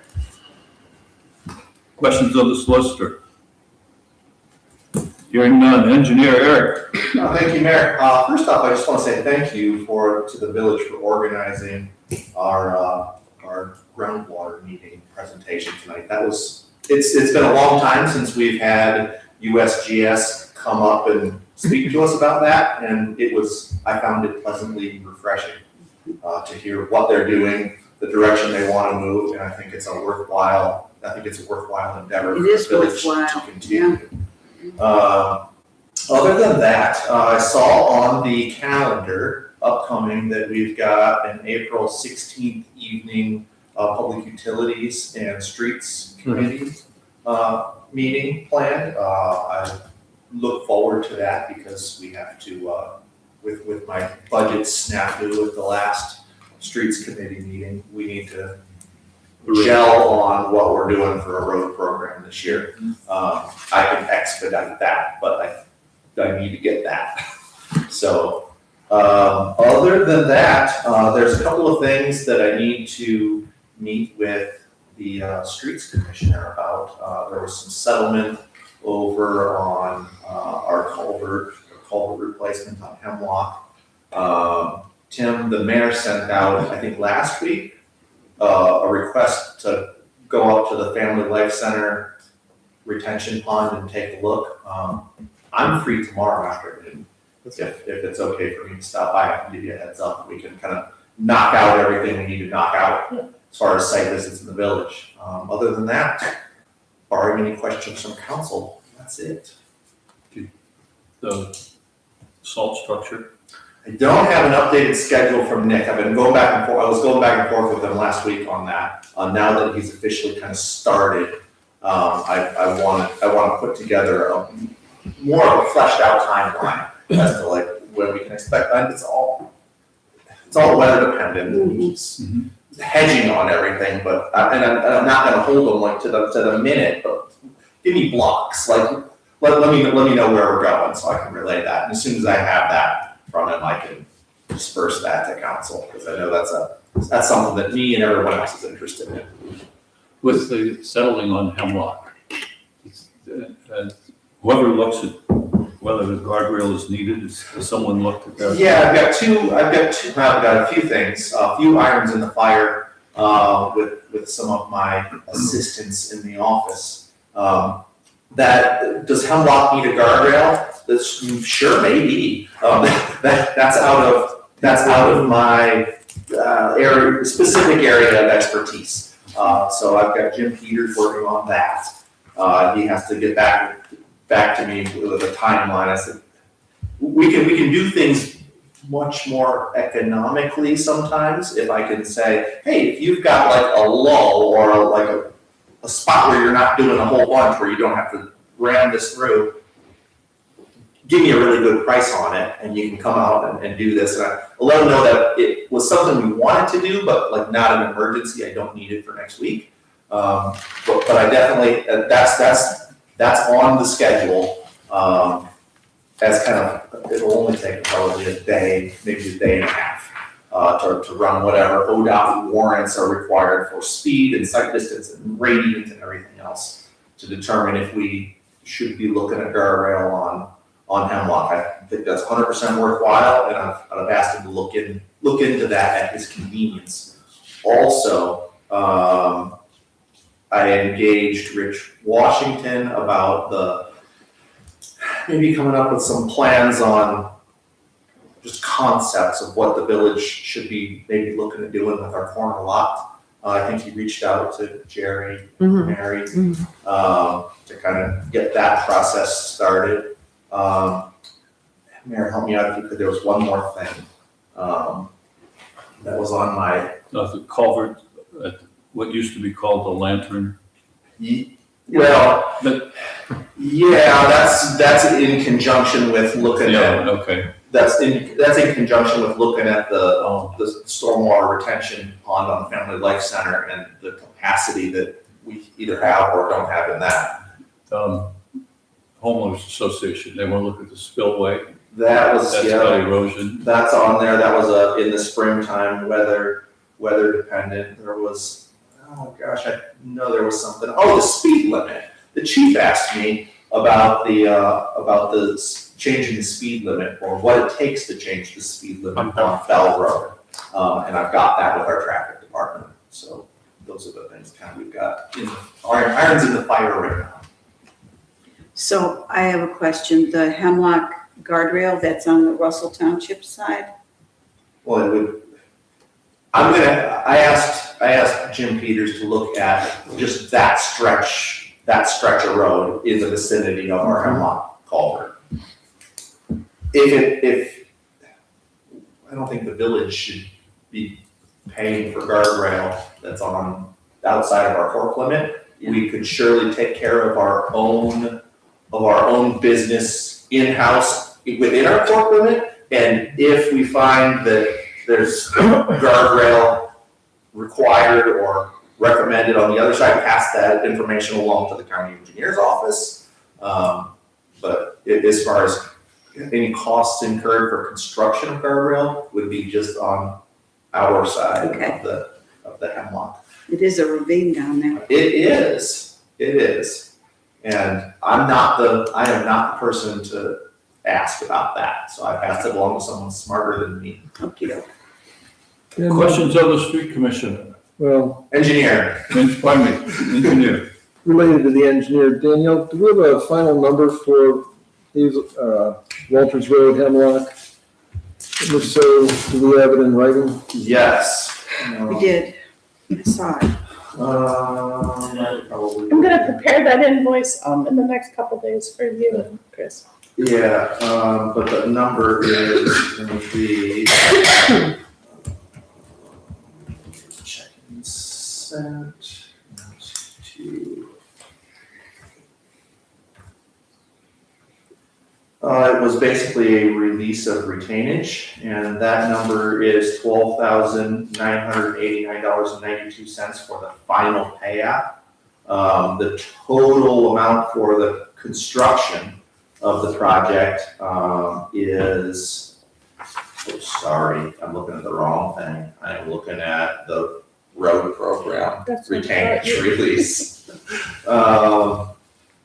For Hemlock, yeah, we have that because we closed it out with Right, OPWC. I can't tell you off the top of my head what the final number It was real close to the estimate. It was very close to the estimate. Like 98, I think, something like that. But what we'd like to do, one or more members of Public Utilities would like to drop by Russell Township Trustees meeting, bring them up to speed, although they probably know already that it's done and things are starting to grow over there. Things are starting to grow. That road patch needs to be redone. And I'm not surprised that we got settlement just because of the time of the year we did it. It's a noticeable dip. Yeah. Mhm. Okay. At your convenience, Daniel. Yep. Anything else for the engineer? Street commissioner, now you're up. So I submitted my report.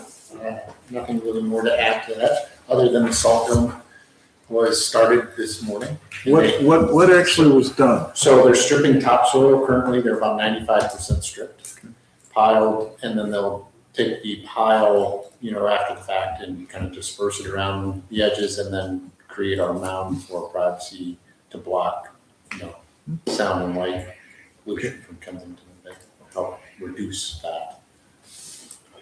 I can't remember from your report, are the corporation signs up yet? So the corp signs I have, and we're waiting to, they're building the posts. And then once we have the post in hand, we'll take the mounting plate on the bottom of the new post, because switch over to steel posts that are just better maintained, easier to maintain a little.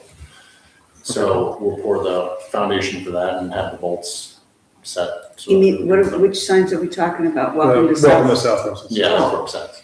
Okay, great. And when can we expect the logo on the side of the admin car? I actually emailed them last week. I have not heard back, but I will email them again. That's all I got. Questions of the street commissioner? A sign was one of the things that Rich brought up to have at the central point here at South Russell, because we welcome and say goodbye when you leave and come, but there's nothing essentially to say you're here, and I thought that was a good idea. And he was talking about, some of the design work he did at the Euclid Park, which is kind of innovative So what use of would you- space. What would you say in the middle of South Russell? I don't get it. Well, just to have it on a rock or something, just to put, if there is something done to help people know they're here, is to also include. We've got a a sign that's over here, and maybe relocating that to be more visible on the corner would be. I think think Chester has it. I think his thought is if you put it on the corner while you're stopped at the stoplight at Belleville 306, you have time to look over and go, oh, that's where I'm at, versus a few hundred yards short of that where you're paying attention to the intersection you're coming up to, and not so much the signage. So it kind of gets lost in the. So Mary, you're Just talking a about comment, at the yeah. corner lot? Yeah, we were talking about some landscaping. I had reached out to some landscapers. Actually, no one got back to me about, giving an estimate or, giving a design, but Rich did, from Ferdantis. So he just mentioned that. I thought it was a good idea just to Okay. cement the place. Tim, while you got the floor, would you go into about 30 seconds of detail why we are Sure. looking at something like this for the South Park? Sure, at the South Park, so I was doing some maintenance down South Park and I decided to take lunch there because I'm there already, why not, it's a nice day. So in that parking lot, cars were about 3 rows deep of people just either parked and out of their car walking in South Park, sitting in their car evaluating life decisions, or just kind of sitting there staring off into space, right? So I thought it would be beneficial for us to put up some sort of pavilion. Meaning, like we have at the North Park, but not as, for lack of a better term, as nice, so that we're not How taking. about as complete? Or as big? As big. I'm thinking 2 picnic table size roughly underneath it, that people can get out of their car, they can sit under it, enjoy their time, and then move on. But that pavilion being not as inviting as the North Park. So we're not taking away this big shiny North Park that we have made into. I don't want to take away from that and draw to South Park as much, but get people a place to enjoy the park. You think the tea house is too far? I think the tea house is way too far for the average half-hour lunch, and it's 1 picnic table, and, you know, there's a lot of people that can't make that walk. Yeah. Somebody did try to drive that, and it was accomplished it, so the police department has graciously informed that we do not encourage that. The picture that I gave to you guys is actually a picture from Home Depot. Oh, is it? Yeah, it's available at Home Depot just as a quick site. I did look it up. The price on the Home Depot site was $4,500 for that. It would take about 4 yards of concrete to go underneath it at about $2,000, roughly $1,000 to $2,000 for the concrete underneath it. So you're looking at a project for $6,000, no power, no lighting, that kind of thing, but just a basic structure. Has Parks weighed in on this? Yeah, they do. We talked, the Parks meeting was Yes. really long. That's the kid end. And I was surprised, it just surprised me that there were that many people there at lunch. But I used to do that when I needed to escape wherever I worked. Yeah. And I think people just want to break up their day and get away from work for half an hour. I mean, the trash can there is full. It fills twice as fast as the park. Really? Yes. Yeah, it was surprising. I was surprised. Because the most you'll see is 2 or 3 cars there, for the rest of the day. We do have to do some upgrades on the parking lot this year for it, just to dry it up and like what we did at the North Park parking lot, just do a little bit of grading and water direction and handling. I'm sure we haven't budgeted for this. No, And, But when he brought that up, I just thought, let's just let's start the discussion. We're not making a decision or anything tonight. It's just to chew on for a while. Okay, and then there are questions of the street commissioners. Oh, I do have one. Is the flag back up? yes, Flagpole? the flag is at half staff. I have the new state flags because most of our flags are pretty beat up right now. Okay. With all the wind and storms we've been having, they're pretty beat up. So I have new state flags to go up and some of the US flags need to be replaced. I was kind of holding back until I had these. So Wait 2 days till we get past 20 degrees. Yes, so that is something. Also, the pavilion and some of the other projects are definitely within the service department's wheelhouse to do in-house. And they're good projects for early spring, fall time when it's a little too wet to do others. Any other questions of the street commissioner? Just- Two things to think about. We mentioned the flagpole down there, the Eagle Scout contacted me, so three of us will get together with the Rotary Club. They're financing the Eagle Scout, who's gonna do some landscaping down at the park. So we'll talk afterwards, set up a time for that. Fine, all right, thank you. Street committee, you're up. Street committee, first and foremost, our next meeting is April 16th. It's a Thursday at 5:30 PM in the street commissioner's office. And we have two motions. The first is for going out to bid for the new truck with the, what do you call that thing, with the box? The swap loader. Swap loader, sorry. So I'm gonna make a motion to go out to bid for a 2026 F600 chassis 4x4 SD regular cab, 205-inch WB DRW XL 6L, and hook lift and related snow and ice control equipment to be installed on a new single axle cab and chassis. Second. It's been moved and seconded. Discussion? All those in favor say aye. Aye. Opposed? Motion passes 5-0. And the second one is to our final payment for last year's road program. Motion to approve the construction progress of payment application number 2, final in the amount of $12,989.92 to Specialized Construction, Inc. for the 2025 road program. Second. It's been moved and seconded. All those in favor say aye. Aye. Opposed? Motion passes 5-0. One question, Danielle, was that, and Eric, is that the final Yeah, bill release of from retainage. 2025 road program? Yeah. Okay, thank you. We had paid them for all their work to date. This is just the release of retainage. Yep. They don't get that release of retainage until they get their final closeout documents to me. And sometimes it takes a minute, so. Councilwoman Rensel, do you have anything you want to add? No. That's all I got. Okay, a question. In talking to some residents that live on Bell Road East, we encourage them to get their culvert fixed, but there's always seems like one time somebody doesn't do it. We pave the road, then they want their culvert fixed. And basically, they paid strictly for the pipe. I think there should be a consequence. for If they don't somebody. let you know, you mean? Yeah, no, I don't want my culvert fixed. We put down a brand new road, then we gotta come in and put in a culvert. Oh, they don't get their driveway paved. They don't get their apron paved. Okay, I'm just That thinking. would- That would be, that's the rule that we have now. If we're doing the road program and you wanna pay the material price to replace your culvert, the service department will put it in, and as a huge benefit and incentive to doing so, we will pave, bring the paver out and pave over your apron where we replaced your culvert. If you come in after the fact, that program is open to each and every resident in the village all the time.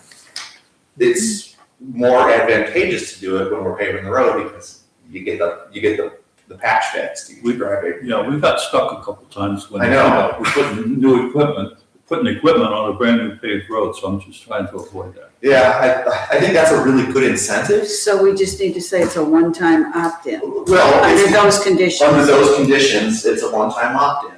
If you can do it any other time of the year, any year you want. But if you combo it with our road program, we will give you the added benefit of. Can you bring your Right, letter right. to the street committee meeting, your letter that you give those people? Yes. And then maybe we should revise it, put some teeth in it, that, Well, a reminder that this is the time to do it because you're getting. You get a lot more for your money. Otherwise, you would have to pay to fix your drive, the pavement surface. I've yet to have a resident, if they've passed and they've come back, say that to us. Well, you paid everybody else's, I want mine paid too. I have not had a resident say that, and I've had the residents ask what the benefit is of doing it now versus later. And I explained to them that and they were like, oh, that's great. Okay, yeah, let's do Yeah, that. it's a huge Because I don't want to pay for it. This is, and it was a very good conversation with, I have not had anybody, get upset about it. Okay. Get any kind of grief, so. Good. all right, we were on to the building committee. Building committee met on April 2nd. My minutes were in the packet. And I see on their job description for the admin position, I'm a little bit, here's my question, Danielle, wouldn't we use what we have now? We adopted, I don't know, Burger, before he left, he gave me a bunch and he gave me that and told me to put on the Okay. building and that he talked to you. So I think we talk to Ruth and see what she thinks has changed. Nothing, I mean, you guys just adopted it. So. Okay. The search continues for who will be Ruth's replacement when she retires. And did we get responses back on that continued ad, Danielle? I've gotten two that were nothing different. We were waiting for the mayor. Okay, all right. Let's see. There is, at the building committee, I wanted everybody to be aware of this, there is thought that it might behoove us to move all the admin people down in the basement with carving up and changing the basement. You don't have to change the basement. Move some walls? No move of walls. Paint, refresh, possibly new floors. Bad ones going to jail. Okay. All right. There's thought. It's not a decision yet. And I presume that streets would take over. Property. No, I don't think No. we go there. Don't presume that? Okay. All right. That was building, and I've asked to have the next meeting on May 7th, but I didn't get responses yet at 8 a.m. on, I think that's a Thursday, May 7th, because Thursdays seem to work best for you. I'm going to be out of town on May 7th. Well, darn, then that won't work. Okay, How about May 14th? good with me. Okay. Questions of the building committee? Just to let you know, last Friday, I went to South Euclid, Mayfield Heights, and Newberry, knocking on the doors of their building departments, telling them I'm looking for somebody who may have experience, that they have an assistant who may want their own position. Not a lot of encouragement so far. Chief, you're up. The chief has nothing to report. Whoa, Questions of the chief? Safety committee, you're up. Okay, thank you, Mayor. Safety met on March 19th at 3:15 at the police station. You found the minutes packet for our constituents who are viewing this evening's council meeting. There's a few highlights. Staffing, we're still in need of one full-time position, which remains. Project updates, school zone beacon upgrade was completed. Body worn camera upgrade was completed. In-car video camera upgrade was completed. Let's see, Fish with a Cop will be on Sunday, May the 31st, from 9 a.m. until noon at Lake Louise. Our next meeting will be on Thursday, April 23rd at the police station at 3:15. Let's see, some new business. Pedestrian Transport Committee requested a speed box. In the fall, September, we will have an open house. We're hoping, yep, we're For the still in speed the planning. An open house. For the speed box? For a speed box, yeah, sure. For the police. It'll be a short station. presentation. I'm sorry, we have a date for that? No, Okay. we don't have it yet. Let's see, that's about it. I'm gonna make a request that, when we meet the next time, that, since we're gonna have several planned, events for our 250th anniversary in the United States, that we begin to discuss the logistics of the, what safety can plan for those, events, the logistics and what you can offer. Sure. For us during that time, so that's all I have. Questions of the safety Anything else? committee? No? HR committee? In the absence of Councilman Berger, I'll do my best impression of him. I wish I had a good shtick, but I don't. Give me some thought. We'll set our next meeting once he's back from his trip. So we do not have one scheduled yet, but we did meet on March 30th. One thing is we discussed having a council retreat. We threw a bunch of dates out there. It seemed like Saturday, May 30th, for the people in the room at that meeting worked the best, but I wanted to get a feeling from council. It would be about 3 hours in the morning on May 30th. I don't know if that works for anybody. How's the It overall works. consensus here? It's probably gonna be a beautiful sunshiny morning. Yes. Is that a good thing? No, I'm gonna do these things in the winter. Hang on, guys. No. Saturday, The May, motion's coming up later. Saturday, May 30th work.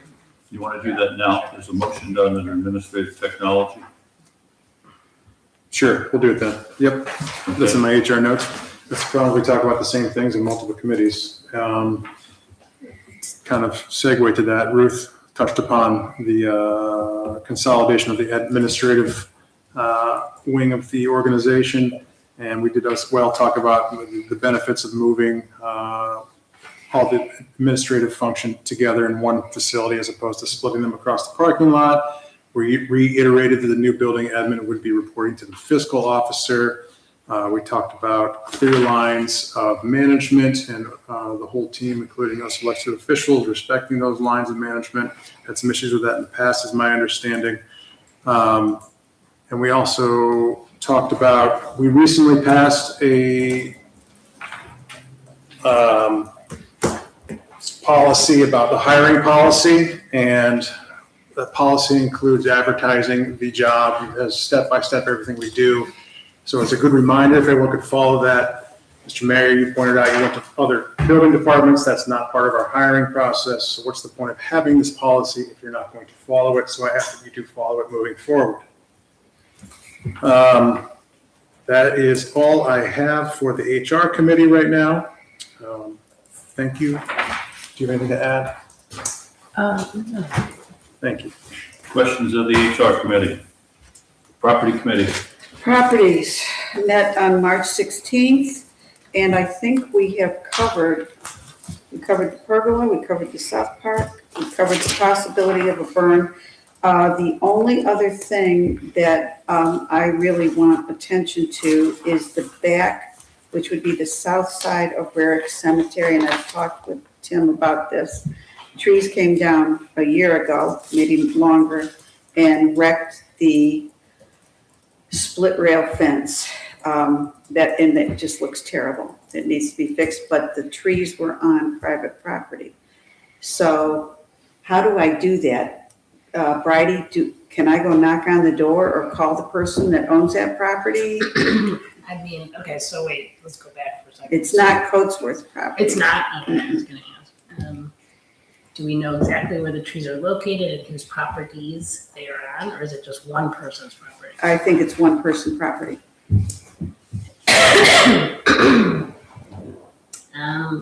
I'm not sure. Okay. Let's talk about it after if we can quickly. Sure. I guess the thing is, they've been down for so long, there's obviously no oomph to get it done. And let's see, the rest of properties, I just don't think I have anything. We already blocked off the September Saturdays and Sundays. The sewer. Pardon? The Sewer line. Village Hall. Oh, sewer line, take it from there. So the sewer line at Village Hall, we cambered that, and it is, the pipe has a significant belly in it, and it is cast iron, so it is deteriorating and falling in on itself, the swelling and rough, so the products aren't moving through. So what happens is it keeps backing up, and then we have to jet it, and the jetting is getting closer and closer, in time that we're doing it to. And the facilities are unusable here.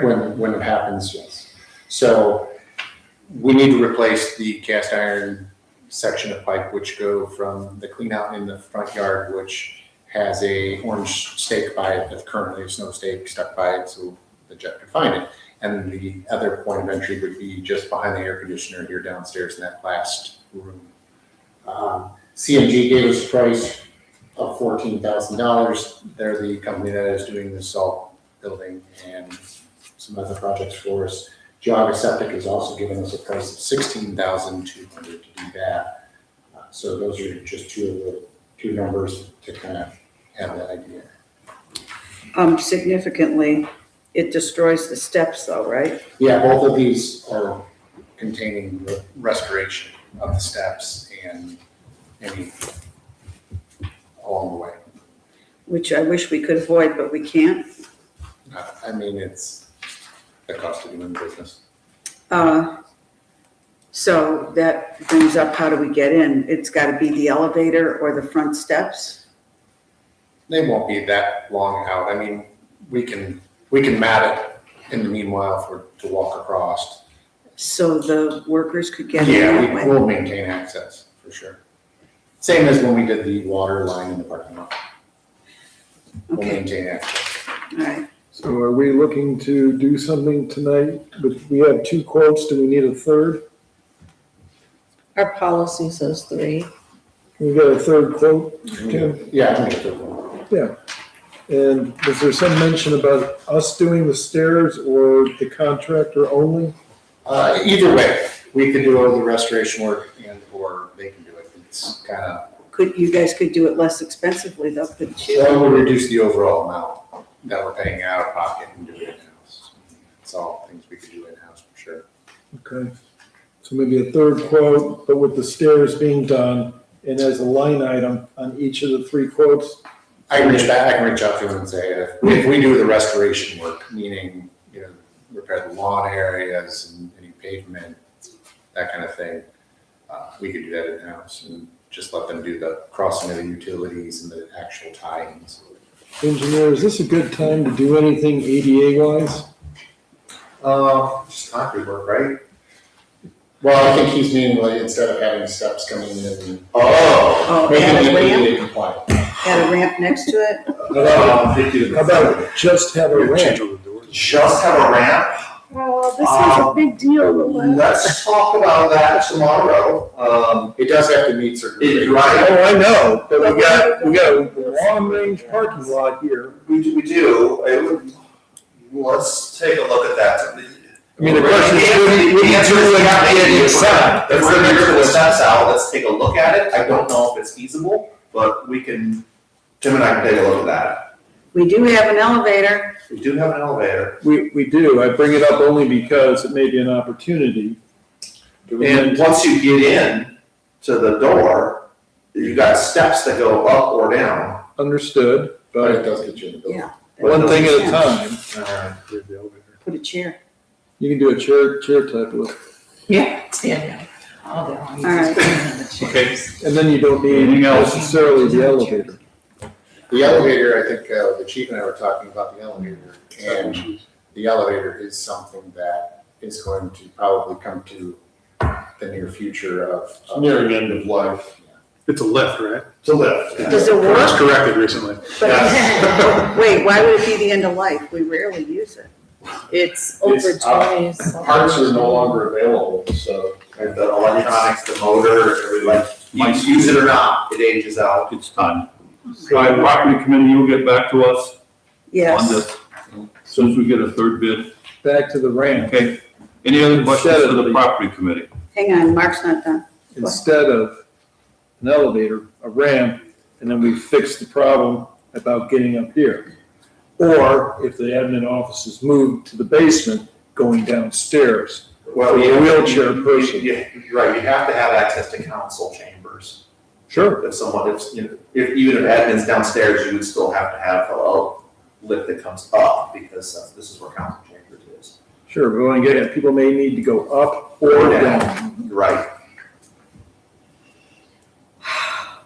So that's something to discuss. Any other Let's questions? look at grades tomorrow. Are you done, Ruth? Property committee, I'm done with property. okay. Questions of the property committee? We are now at the parks committee. Parks was scheduled the night of the tornado, so we postponed on March 31st and we scheduled it for April 2nd. It was a lengthy meeting and Martha will submit the minutes. They are not ready yet. Talked about any number of things. Something that came up as part of using the park for the 250th, Chief, was they were very interested in the suggestion of a drone show. So you and I will have to talk about that. The possibility of, and I don't know if that's a possibility in front of God knows how many people or as part of the Fall Fest, that sort of thing. We won't put on a show, but we can do a demo. Demo, Dogfights. demo, that's what, yeah. So one show, Chief. Come on, dogfights, rather than Help you with a show. Tim brought up that we could, as part of parks, we could you have another path kind of on tell them which chunk of park you were talking about. So the question came up, the question I posed is, should we be adding more trails to the park? People often are saying, you know, what do we do with our trails? Should we add trails? What else? So the thought was, we have the wooded area on the west side of the South Park over there. We have some property through there, and there's no trail through there. Is that something that maybe we add and kind of think through the whole picture of the park and say, hey, would this be a good area to create a trail, an additional trail, and clearly mark all the trails that we have, so that way they're easily identified from what trail you're on and where that trail either enters or exits, or intersects with another trail. Why don't suggest we go to the park master plan that we had Yeah. done for the park? Right. And the committee was very receptive to more trail. Yeah. Let's see. I guess that's pretty much it. Bocce, Bocce. bocce. Ruth didn't put that down. Bocce's back? Bocce never left. Oh. It kind of just slept for a while. Bocce took a hiatus. Yeah, because you can't do bocce in the winter. Tell them what you found out at Price. Okay, so we visited Chagrin's bocce courts, we visited Bentleyville bocce courts and talked to bocce ball people. And there's several different sizes of bocce courts, from customs to Olympic to typical recreational. So they laid out a spot in the park. I offered a secondary spot, which would be to the east of the playground, looking from Bell Road there. 12 by 60, it's flagged out right now that you can see. Talked with Chagrin, they built theirs in-house. There was a number floating around, $15,000, that we've seen kind of in a few different places of cost to build it. Yeah, so I talked with Chagrin, if we build it in-house, we're looking right around about another $5,000, depending on what you want, because we can range it from $3,800 to $5,000. And it all boils down to topping, and then Bocce League is receptive to anything that we put down for a topping, as long as it's not big giant rocks. So we could do screenings or hard surface. The hard surface material. Yeah, the 5,000 was in place of the 15 So, that was. yeah, so if we just use limestone dust for the bocce topping, we're at about $3,800. If we don't use that topping and use the hard surface topping, which is what they have at Chagrin, I talked to Chagrin, they just refreshed it after about 8 years. They bought a half a pallet of hard surface material, and they paid $793 for the pallet, for the half pallet. So we're about $1,500 for a full pallet, but that last, they said this is the first time in probably about 10 years. And as far as the maintenance aspect for the service department, there really isn't. I mean, it's just nothing more than blowing leaves off of it in the fall. But we don't have bocce money in the budget. So that's just out there. Has Parks made a recommendation, yea or nay, on bocce courts? Parks would love the bocce court. Really? Mhm. Ruth, I did see that we have a separate budget. Remember how there's a separate budget for the 250th year? So Yeah, there is 15,000 for the 250th, and there was a total of 15 for parks. So the so bocce money could you be could in. take it out of the parks, yeah. Yeah, Well, Parks is Fall Festival and maintenance and playground maintenance, so this was not part of that, so you'd have to amend the budget. Okay, I mean, it could be done, you just have to amend the Yeah. budget. Which can be done. yeah, One other quick thing with parks, and this might be for Chris. We did went down to the park and we did measure and laid out the trail through the park with snow stakes if you wanted to paint that still or not. But that's what the white and green snow stakes are in the park. That's what it's representing. I was gonna yeah, ask, thank you. those are 5 feet? wide? They're 8 feet wide, Okay. 5 feet off the telephone poles. This is- Into the park. this is part of, if we would do our front trail, is that what you're talking about? Just a visual layout of what it might look What like it in that might- short section. Okay, all right. And we discussed that at the Parks meeting too. That you could do our own layout of what a trail might be like. I think even if you And just actually- did our park, it would get used just in our Yeah. park. Strictly a park. That park committee is hardworking and full of opinions. I actually like it very much. So, thank you. Thanks, Tim. So if we were gonna do bocce, would you shoot for summer or earlier or later? Weather pending, if we can get in and do it, as soon as we can get in and do it, we'll do it. Okay. It's just all comes down to, I don't wanna do more damage getting in to do it than creating more work to fix because of what we damaged going in. Can Chagrin give an idea of how long this takes to build a bocce court? 12 by 60, I think it'll take us about getting off, once we have all the materials on site, about 3 days. Okay. Want to go forward with this, I want to go forward with it, yeah. shall we? If we feel we have the money out of that 15,000 for the year. Not out of there, but we can amend it, but if you guys want to approve doing that, then I can prepare an appropriation amendment for the next meeting, because he's not gonna start it before then. Okay, so we'd wait and do And the, then we would know about the, pipe too by then, hopefully. Mm-hmm. hopefully it's right. All right, so I won't do a motion tonight. So April 27th, we should have this in front of us and be ready for a motion to do That's great. We have it written out, all the costs and what that goes towards. Sure. Yeah, Tim, you Yeah. could do that, right? For the bocce court? Yeah. Yeah. Great, thank you. Thank you for, I have her for the pavilion doing the kit, if that's something too. I'm sorry, the what? The pavilion. The shelter. Yeah, if you wanna do, I don't know, if you're amending things, you may want it. I don't know if there's the money for that. I mean, do we want all this stuff to be on the street commissioner's plate at one time along with the salt barn? The salt barn, we don't have, aside from just going with Dave and overwatching it. Yeah. It's not, we're not hands-on in the salt, Understood, but so. I mean, your time is split between bunches of things. Sure. No, I do have a good crew though, that will, Yeah. The bocce court is a two-man show. Do you want to think about the shelter until our next meeting?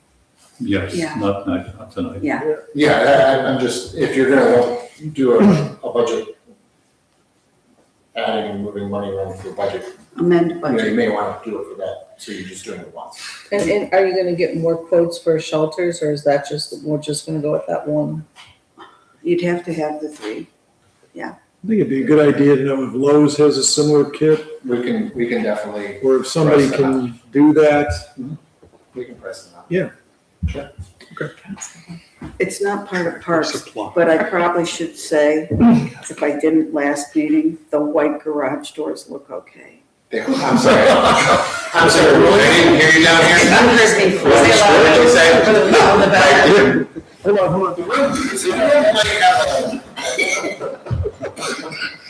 I still like green, it's my favorite They do color, look nice. but the white looks good, so I don't want to see any dark When you go in the garage, it's dramatic difference. footprints on those. We're only on one row of lights now instead of the whole garage full of lights. It's a dramatic difference. Ruth, Chief's gonna change his garage doors to green, just for you. He might. All right, thank you. Thank you guys for listening. Heartburn, that's just a motion. Well, it's a waiver. So, right? So we have to do the park burn. Yes. Okay. I make a motion that we approve the prescribed fire burn for South Russell Park for 2026. So moved. So, It's been moved in second, discussion, just one thing, this is only the South Park, right? South Park. 7 acres on the south, 7.1 acres on the south side. Okay, thank you, And Mayor. this is to approve really also the waiver as well. Yes. Okay. The revised waiver. All those in favor say aye. Aye. Opposed, motion passes.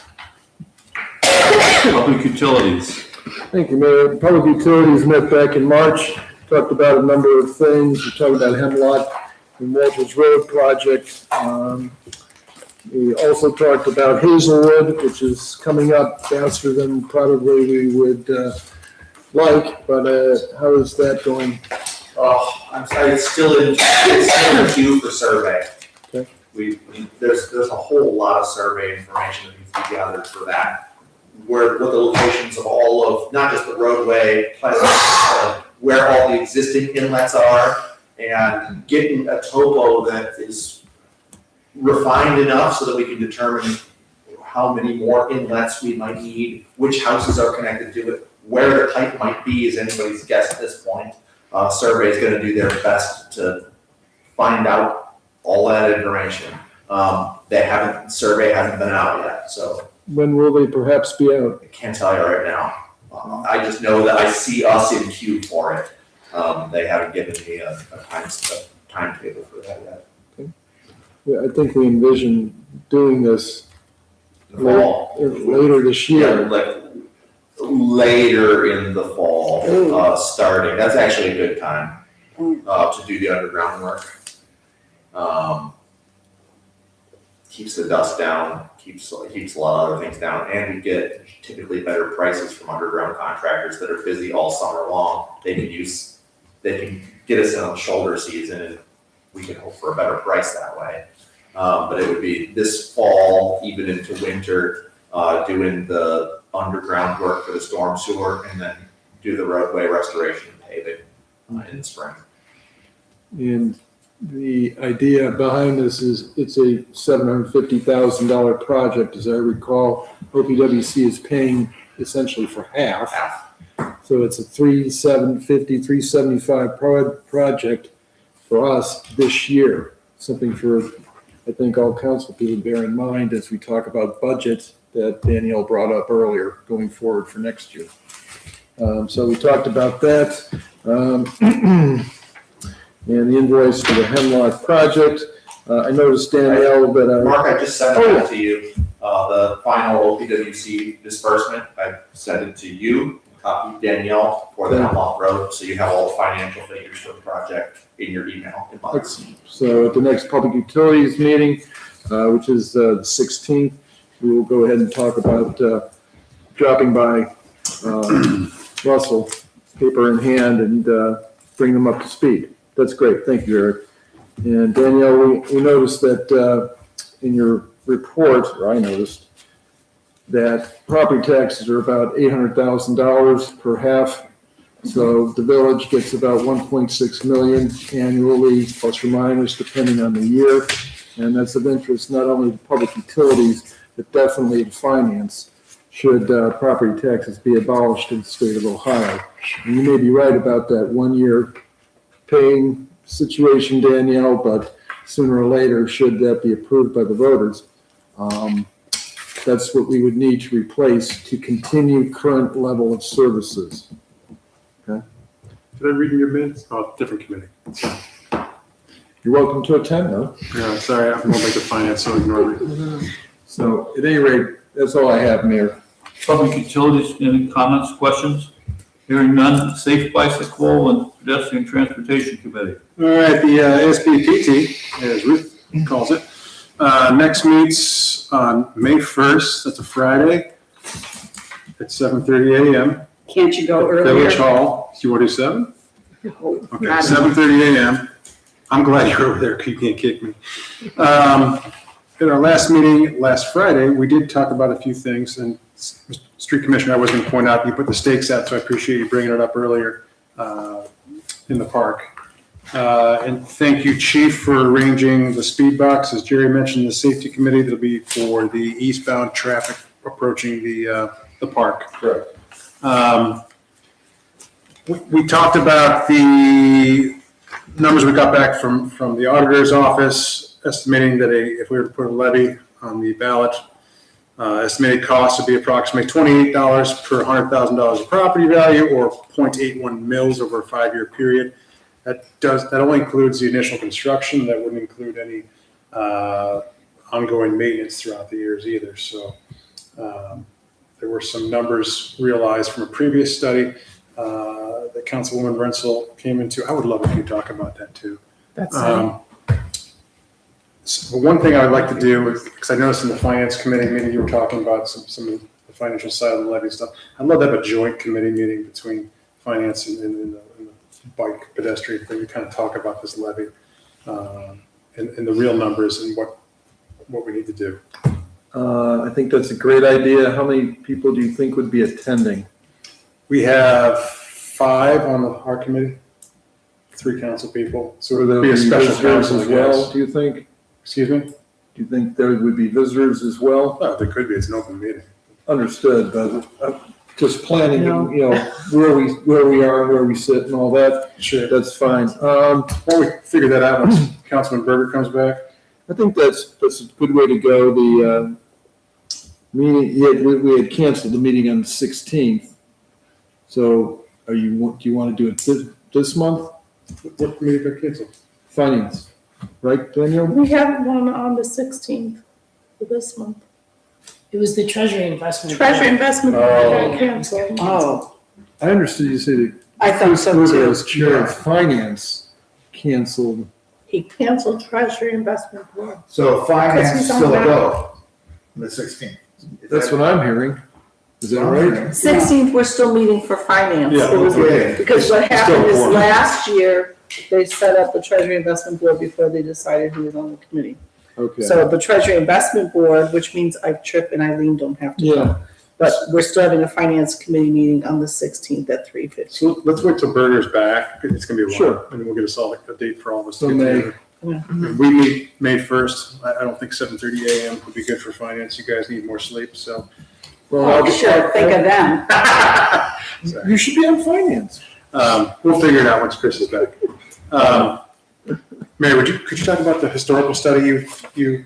Sure, yeah, some residents shared a study back from 2010. It was referred to as the CF RATS study. It was the Chagrin Falls non-automotive trail study that all trails lead to Chagrin Falls. So all the surrounding 2-mile radius, surrounding communities, all put money with a consultant company and looked at 80 pages worth of variables in building trails. And local residents started a foundation to raise money towards the trail. And one of the concepts was to go through the First Energy land under the power lines so that our residents could get from Washington to Westwoods. So, but that the snafu there was getting through Whitetail because the residents own, I guess, that land there.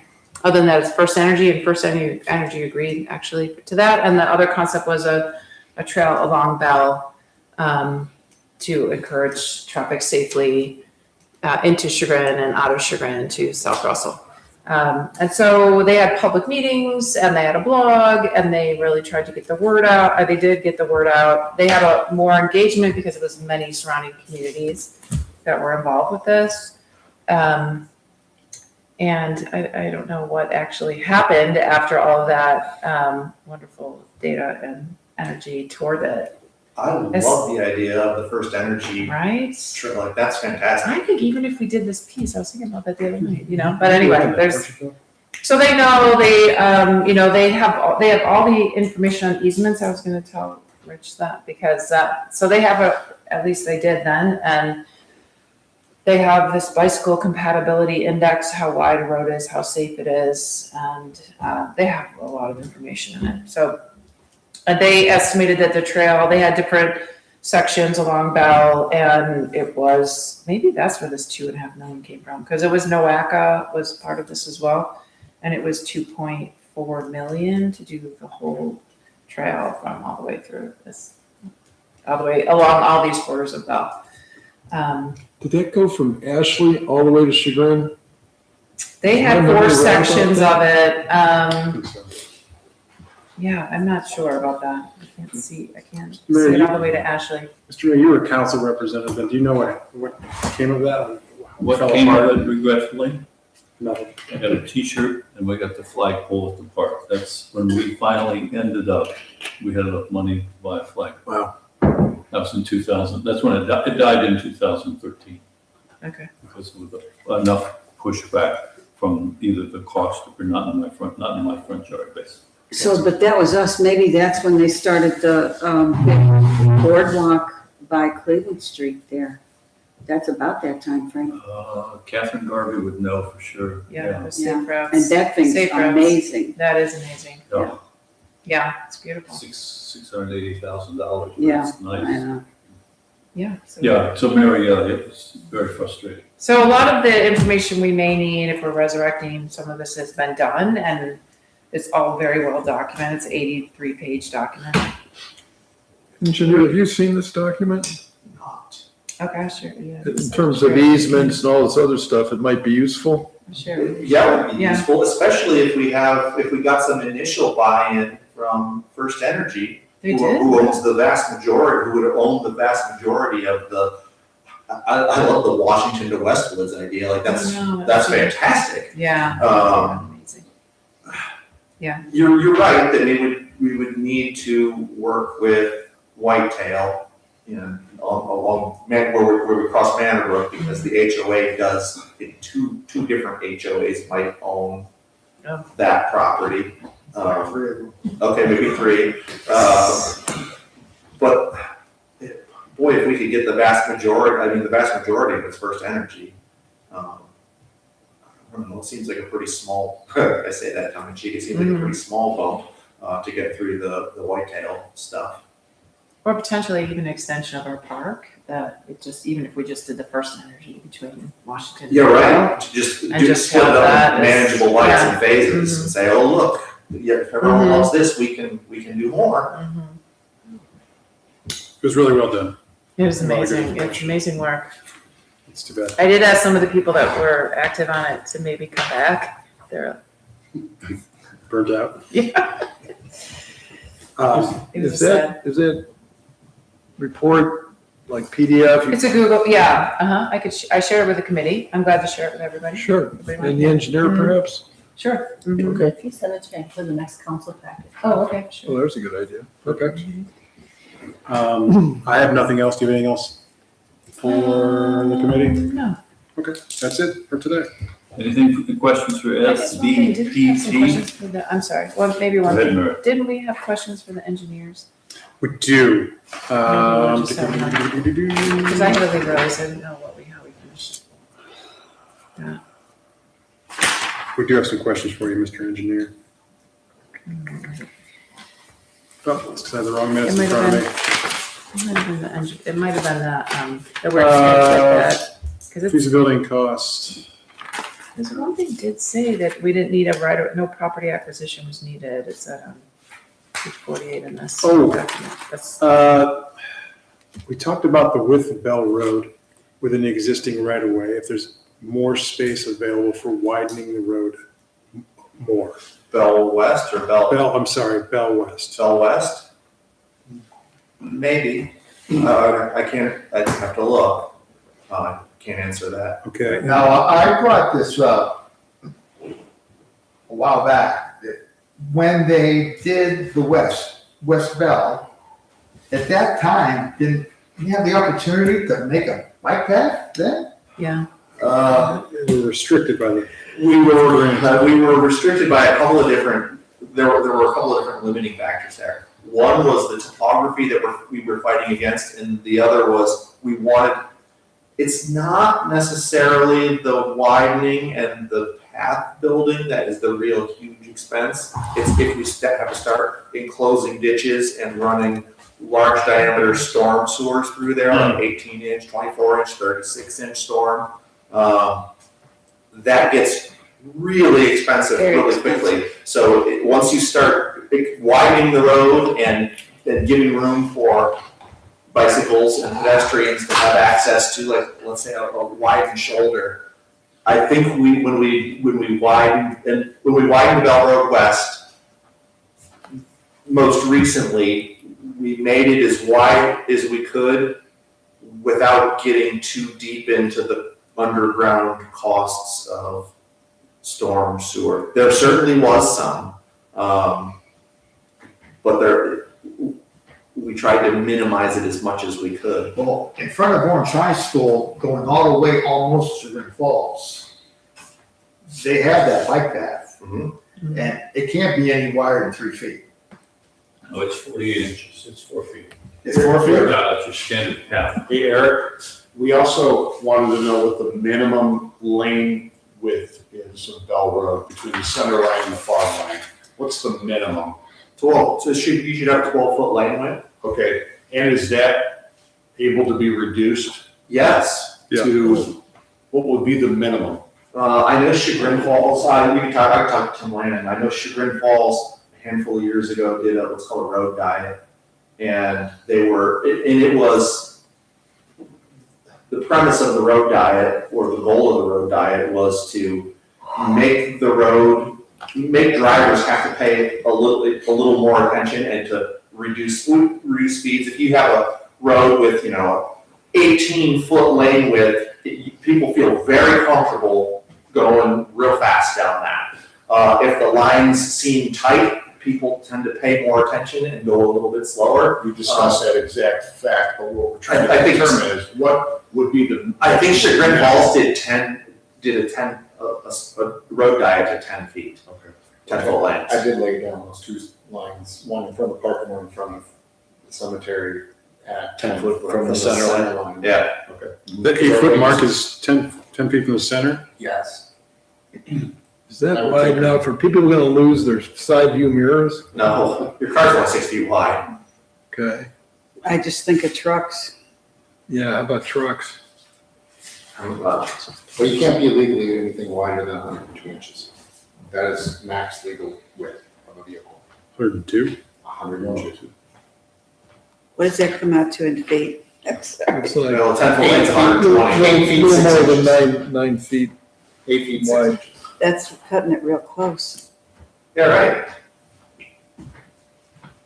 So then I'd want How many big trucks 25 do we- mile an hour speed limit. How many trucks, do we have any gauge as to how many bigger trucks are going down? I've never seen a semi. Semis will deliver to Gurney, so they come on 306 and Okay. go right to Gurney, so it's a pretty short distance. Okay. But don't you have moving trucks and stuff like that? Garbage trucks? Yeah. Sure, but you have those on roads that we already have 10-foot lanes on, just residential side streets. We want to take this back to the safe bicycle and to the committee. I mean, I see where you're going. You can maybe have a bike path with a road that's done this diet thing, rather than spend almost $2 million. Potentially. It could be first level, at least safer. So if the goal is safer, pathways to safety is our, maybe our tagline. Step one, Step one. restrict the road, narrower lanes. So then a 5-foot path would feel bigger. Yeah. Or your bike lanes on the side would be bigger. I think those marks were 8. From the edge of pavement to the mark is 8 feet. I think it was. And then it's 10 feet from there to How the wide center is the line. road? 11? So the lanes currently are 12, so if we move the fog lane over on one side, the center line and over. You'd we'd readjust gain our the 8 center. feet. Because if we take the bike lane from westbound and bike lane from eastbound, combine them into 2, we end up with a 8-foot wide bike lane on one side doing the road diet. We did discuss that, but we didn't think it would be a good idea to have two-way on only one side of the road. And then if you shrink the road width with the striping, and then you also in the park area, explore reducing the speed limit to 25 in that area. I don't know. Still got a lot of work to do. Okay, any other questions for the SBPT? We are at the Administration Technology Committee. Thank you, Mayor. As a chairman, absence of the Administrative Technology Committee, the minutes, I think, were in the packets. You can review them if you haven't already. There's a bunch of motions that we're being asked to put forth.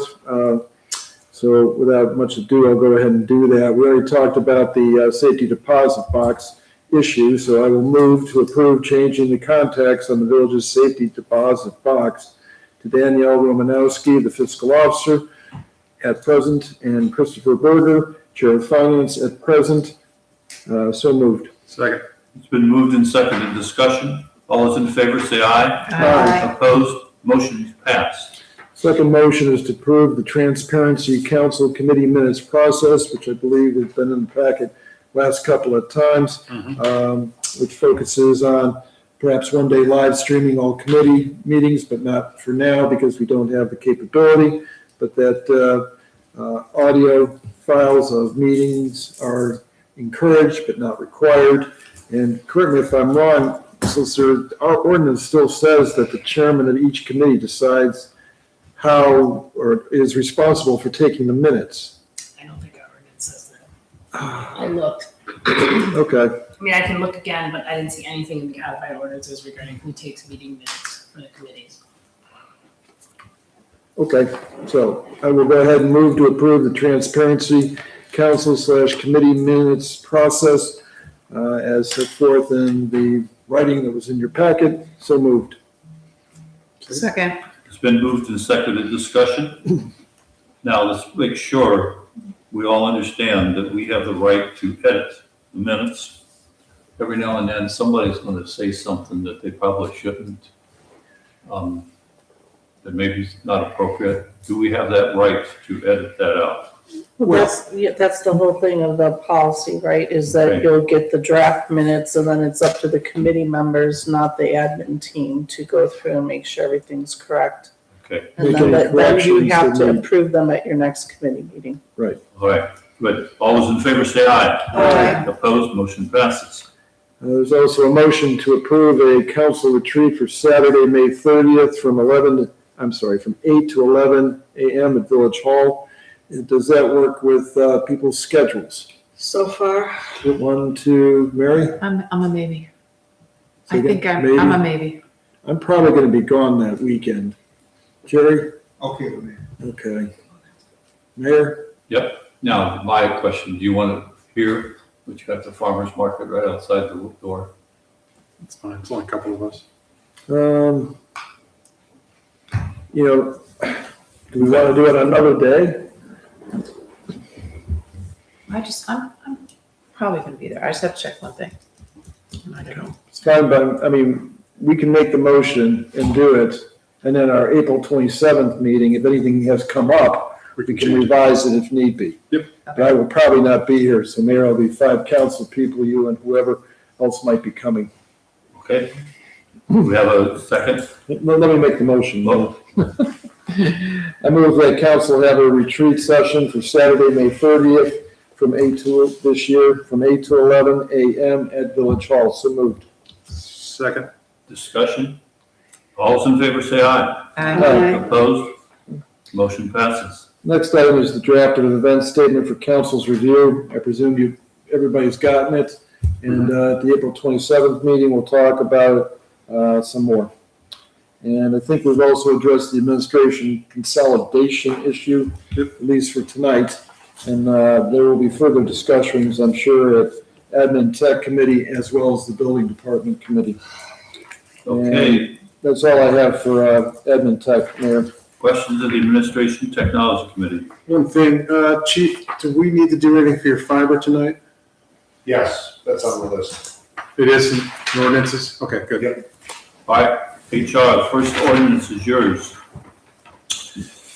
Second reading of a resolution of appreciation for Dennis M. Kalicki. Second reading. Okay.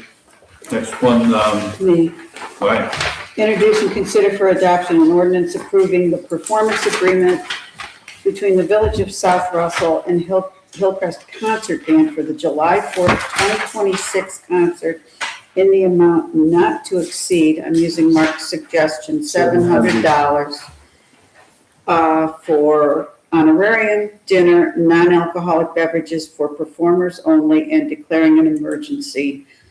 Move to waive readings. Second. roll call. Bell, Aye. Canton, Aye. Kavanaugh, Aye. Porter, Aye. Renzel. Aye.